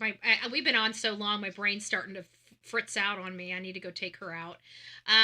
But you guys know the abuse of the corpse. There we go. Abuse of the corpse. I was waiting for the homicide and the abuse of the corpse charge. So now that we have another laundry list of charges, I think later today or in the morning, we will go through all of the charges he is. Sorry, today was a long-winded show, but our morning shows are always going to be long-winded because we have so much to go over on our morning show, all the stuff we haven't gone over, all the stuff that isn't being gone over by other content creators on this platform. We try to push it all into one case. We had a lot of breaking news, including the news out of with Jillian Kelly and Veronica Butler. We haven't talked about that case in a really, really long time, and we have some breaking news, and that breaking news wasn't even really recent breaking news. That was a week old breaking news. I didn't realize that the grandmother lady, Tiffany Adams, I think is what her name is, pled guilty to 9 charges. So I'm interested to find out what her sentence will be. I hope she's sentenced to death, but I have a funny feeling this is going to be a plea deal, that she did this in an effort to save her life because she's a coward. She likes to take other people's lives, but she doesn't like to give up her life because she's too scared. She's a coward, right? She should have done everybody a favor. I'm sorry. Just how I feel. She wasted a lot of people's taxpayer money. She shouldn't be here. She shouldn't be breathing the air. And I hope that if this is in Oklahoma or Kansas, wherever they're doing this trial, I can't remember exactly where, I hope they give her death. I hope they give her death. 2 beautiful kids lost their mother because of this evil twat. She doesn't deserve to breathe the same air. She doesn't deserve second chances. Now, I know my pastors and stuff on this channel, you pray for those people. You know, God bless you. I'm glad you think that there's life after all these horrible things that they do, but in my world, they have to be held accountable. And I'm Old Testament, an eye for an eye, tooth for a tooth. I just am. And I don't know if I'll ever change that, you know? Maybe there may be some things that may make me change my mind. But until that day happens, I'm not going to. So, guys, I really do appreciate it. We got our update on Jillian Kelly, Veronica Butler. We got an update on Lily and Jack Sullivan. We got an update on our political shutdown, our EBT issues, North Carolina crime, the Pasco mom that snapped, Melodee Buzzard, and Kada Scott in this show.